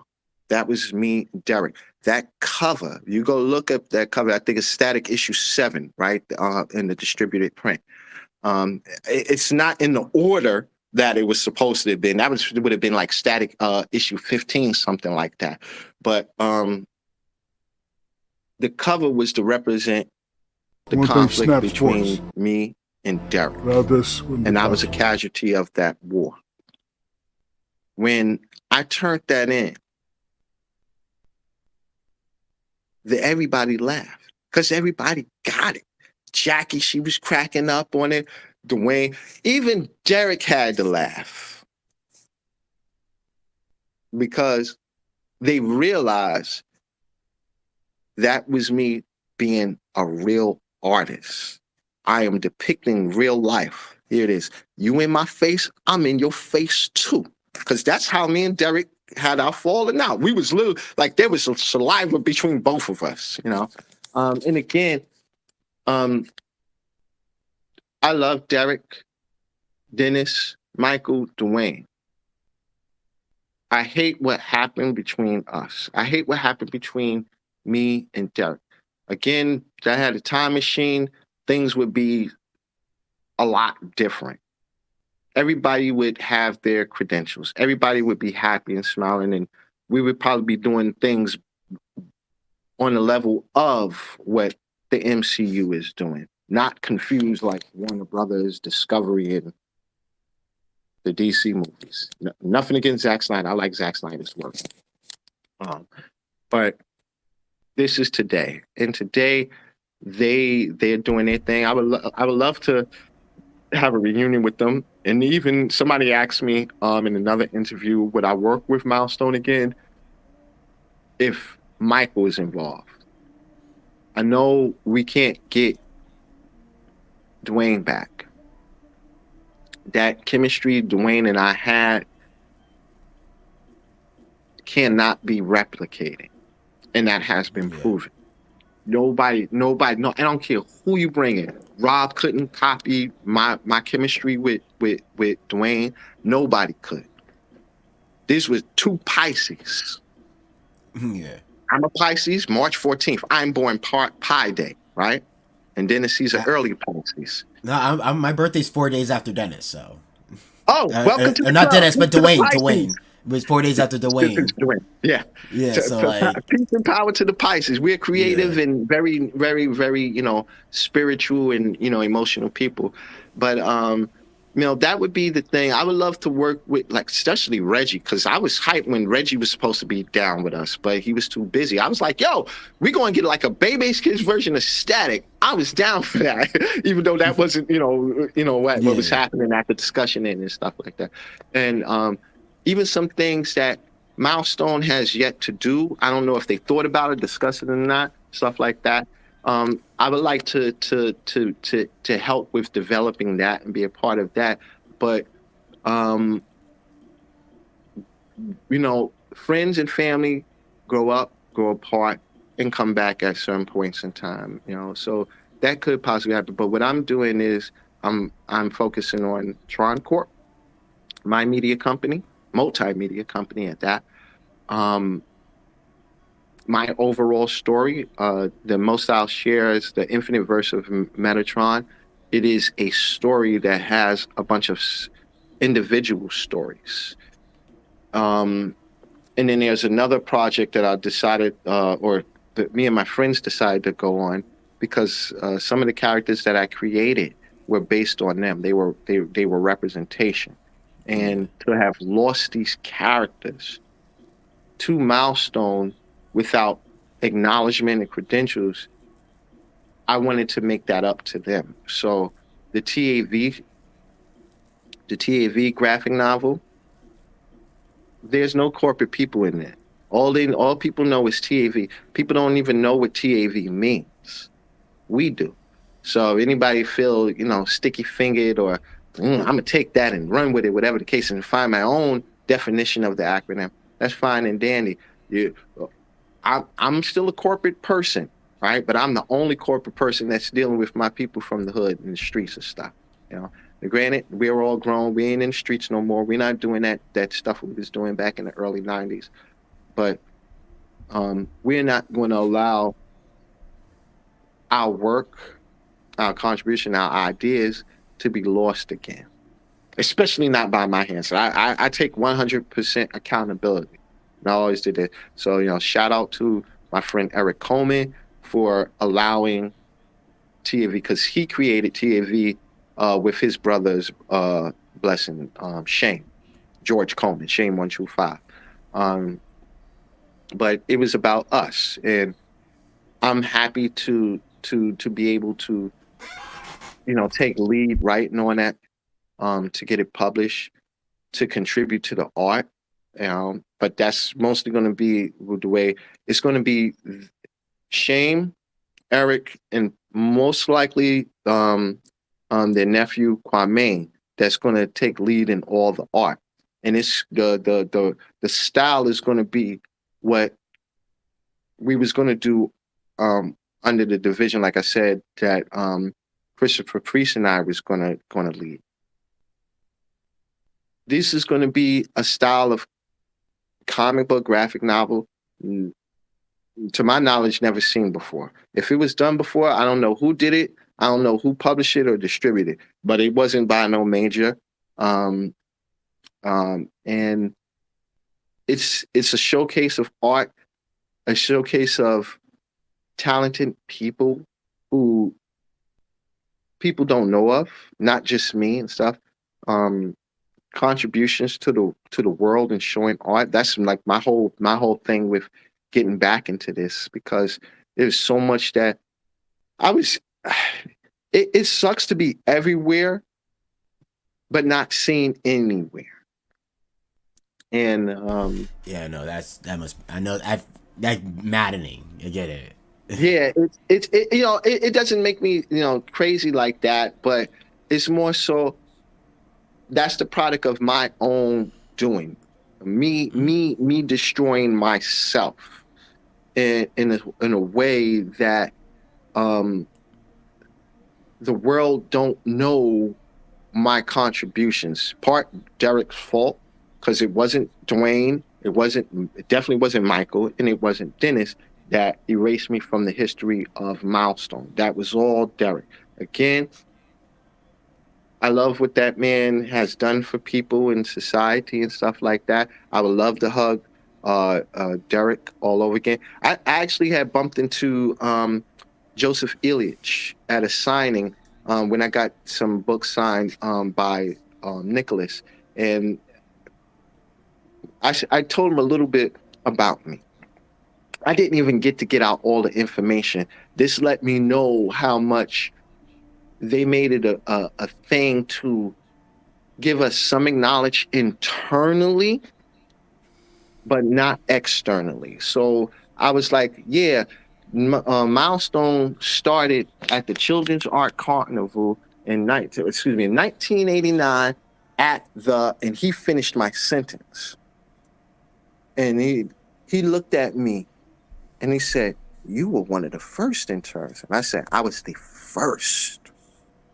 And what I contributed, nobody will never know. And the last thing I said to them was like the big fallout that, me and Derek had.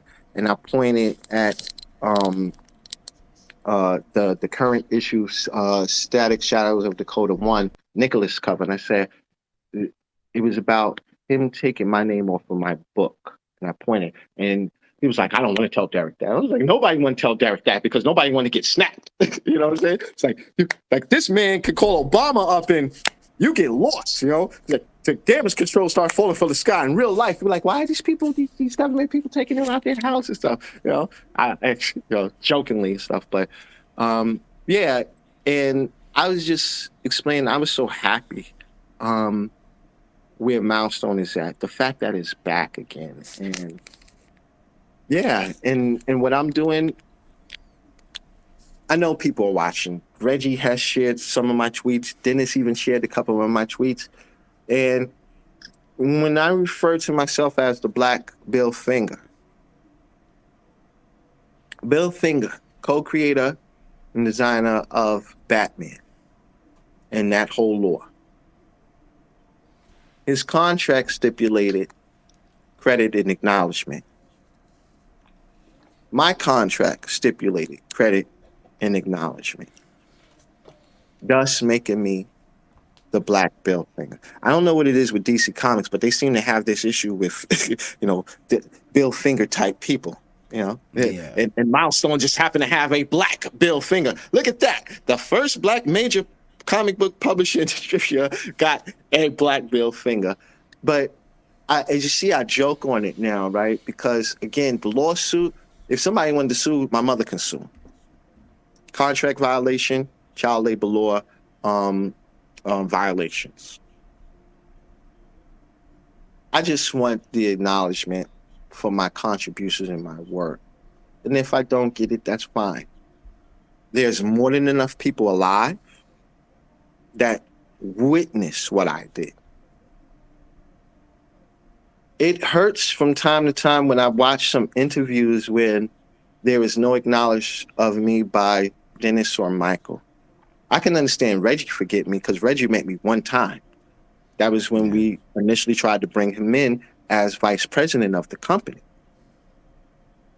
And but to see them like when there was a couple of tweets where, and you can see them on the page. I'm being very specific in my wording, like oh, this one made me crack up. I still end up being an electrical engineer and continue to draw static electricity. That wasn't like an autocorrect. Like I work in IT. I'm statically charged, touch, and I gotta decharge when I'm touching some systems if I'm going on the system boards or anything like that, right? So I'm always touching computer equipment where I have a charge. I have wall-to-wall carpeting, so electrocuting people or shocking people is still a thing for me, unintentionally. I even wear copper bands sometimes just so I can be grounded and stuff because I don't know what it is with my body. I store a lot of electricity and stuff like that. But again, what it is today, and seeing the tweets like making me cry, the whole thing when we created the Bible, when Reggie shared that, I was like, dude, do you realize that's technically enough to go with the case in precedence? I don't want to sue again, but that's enough. You're acknowledging something. It's like, well, that's not a real account by me. I don't care about that. You got to understand the complications of some things and stuff. And I'm probably destroying the entire court case. But again, I don't want a penny. If I was to evaluate or to look at what 5% of Milestone is from 1990 till now, right? Milestone, if I'm correct, is valued at least $300 million. When you think about the interest and stuff like that, a settlement would be somewhere around 30 million. I'm not in it for the money. I'm in it. I'm not even in the lawsuit period. We're not even trying to sue. My mother was like, no, Michael might be busy or something, things going on. I was like, yeah, he is old. He's in like in his 70s and stuff like that. So, he's got some things going on, health issues and stuff. So, him not being available to discuss some of the things with my project, the Infinite Verse of Metatron, there was a moment I was upset and stuff, and I had some angry tweets. But I have no hard feelings towards him, Dennis, Reggie, Dwayne, or Derek. I have no hard feelings towards Milestone. What happened, happened. And the fact that Milestone was able to return and get not old fans excited again, but get new fans. Mission complete. I did my job. No, and I did my job to the fullest. Yeah, and I would say, hearing all that, I want to personally say thank you for your contribution to Static and Thank you. Milestone and stuff like that. And I think that's honestly a great stopping point for this interview. I think it was amazing hearing your story. It was amazing hearing it's very clear that yes, the names you're pulling out. I was like, all right, this is someone he's either did his research and is really good at making up stories, or this guy's know what he's talking about, right? And like I said, it's I just telling you as a fan, as a fan of Static, right? As someone who's, a fan of McDuffie, a fan of Michael, like I said, pretty much, you saw my tweet. I am a stan in that sense where it's all like everyone that had a hand in creating Static and not just really just Static, but Virgil Hopkins, that character and his mythos, right? And I had to do a homework assignment on Virgil Hawkins because of the way that, all right, so, that was the big thing about Dwayne. It's like anything that we had to do, we had to know what we was talking about. Anybody we was representing, we had to know, and so, no, I didn't, go James Bond and everything. Like I said, there are people who know, my friends, and I shared something with you. with regarding acknowledgement directly. Yeah. No, You know, and I'm hoping that this is just another piece of accreditation that will, kind of change the conversation in the hmm future as Milestone continues to grow, as it sees what they're trying to do, and how hard they're putting in. I do want you to get that acknowledgement. I do want, it would be really awesome to see you working back with part of Milestone again. me and And the not just big that, but master but again, that would be a dream. Well, right. it already happened. The dream came true, but to do it again, it would be like like s- that would have to be recorded. I wouldn't want to like, yo, look at me do my part, look at Dennis do his part, and yeah, this is how we worked and stuff like that. And I know like them, we're thankful for the fan base. Look, when Milestone shut down, probably thought it was going to be one of those forgotten, obscure comic book companies and stuff like that that tried something and failed. Because you got to remember, it didn't last It didn't 10 last very long. years. It's It when I'm going back over the comics, I'm all like, man, like Static just ended. It's just like what there just was like abruptly. 10 issues. There's like 20 issues. What is going? What is this? Yeah. Right? But no, I think it was amazing talking to you. I think they did I will 50 issues of Static, yeah. actually, before it But it shut was down. like yeah, but it was like the issue that they ended on was clearly like they were ramping up to something. Like they were Yeah. like Yeah. it looked Yeah. like someone just died, and it was so like what's going on. It was literally ended on a cliffhanger, and I was like, this Mhm. is insane. That was But strategic, I'm sure, because you want to get the yeah, fan base back, and if people see things going, people will speak up enough about something to make it come yeah. back, and that was kind of what happened. Oh, Again, I wasn't part of that yeah. rebirth of Cool in the early 2000s and stuff like that. I'll tell you one thing though. Like if I'll tell you one thing that if it makes you feel any better, because I know you hmm like, oh, this isn't my static design. That in hmm Rebirth of Cool, I don't know if you read it, but that they actually made fun of the cartoon design and gave him back his old costume in the I'm sure issue. they So did. like, right, so they did it. They premiered it with it, but then like halfway through the Rebirth of Cool, Frida gives him back his old costume, and she's like, "What are you wearing here?" I can imagine because Right. again, to make him the way I made him, and the way the criteria was for anybody to work on Static, you had to you had to give that type of representation. The black costume, right? Like if you look at, with the exception of Black Panther, and even Black Panther didn't have an entirely black costume. It was like black and yellow, black and gold, and stuff like that. Yeah. So in that costume at the time, having black costumes was a thing, right? Yeah. Post Secret Wars, Spider-Man getting the symbiote, right?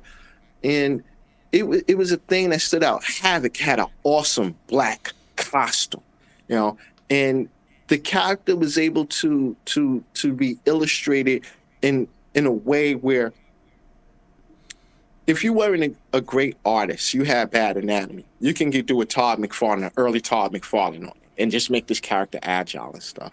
You know, and the DC version, I was on a Black Comic Lords chat, just listening. It wasn't even about Static. I think it was still like Wakanda and whiskey, right? And somebody had mentioned like, yeah, at a certain point, they noticed how the depiction, the color of Static changed. The coloring went a shade lighter or so. That's because I wasn't doing any coloring anymore. I was using design art markers. Whereas I forgot the name of the company, but they went to watercoloring Static and stuff like that, because that was Michael was very specific about the colors and stuff. Like this had to be Okay. done. So some people, and then there was also a supply issue. There was literally 2 weeks we worked with next to nothing. We were watering down the paints. We were busting open the markers to put alcohol to help them bleed out as much of the ink, the color, as possible. Um, and it was just like we were budgeting. We really didn't have money, but we made it work. We still finished the mission. Um, and yeah, um, the Milestone mission continues. The founders, Dennis, Dwayne, Michael, unknown, myself, Emerald, unknown. We did our job. And Derek eventually did his job. He got us a deal. He took us to the next level. And I'm thankful for all of that. Credit, no credit. I'm happy. I get to feel some way, but I'm 49 years old. I have grandchildren of my own. I would love for them to be able to, like that's my grandpa, this is my dad and my uncle's work. But again, I'm such a creator. I create my own opportunities, and I have been doing such despite how many opportunities I've personally have destroyed. And I keep going. And I thank you again and everybody else who are great fans and supporter of Milestone, and even those who are, as you say it, the term stands of static, because it means a lot. It says to 16, 17-year-old me that you didn't fail. Not one bit, man. Not one bit. Yeah, 'cause there was times I felt like a failure, especially in '93 before I went to jail. Like, this is over. I'm going to be dead by 421 or die in jail and stuff like that. Yeah. So it felt good. It feels good. No, I'm glad. But so with that being said, guys, thank you for watching. I really appreciate those of you that stuck through and listening to his story. I enjoyed the story, and I would love to bring you back in the future. And maybe even then, like, someone that's been in New York all their life, I want to hear a bit more about, how that, as you said, like how the change, right? Hear about how your neighborhood changed and stuff. Yeah, I got a beautiful story about Tupac that people don't know, because everybody thinks about the death row days, stuff like that, but people don't know about Tupac in Harlem. They know a little bit about his thing with Rah, but that's about it. See, that means if you guys want to hear that story, you have to subscribe. All right, and with that being said, thank you very much, everyone, and have a good night. You too. Take care.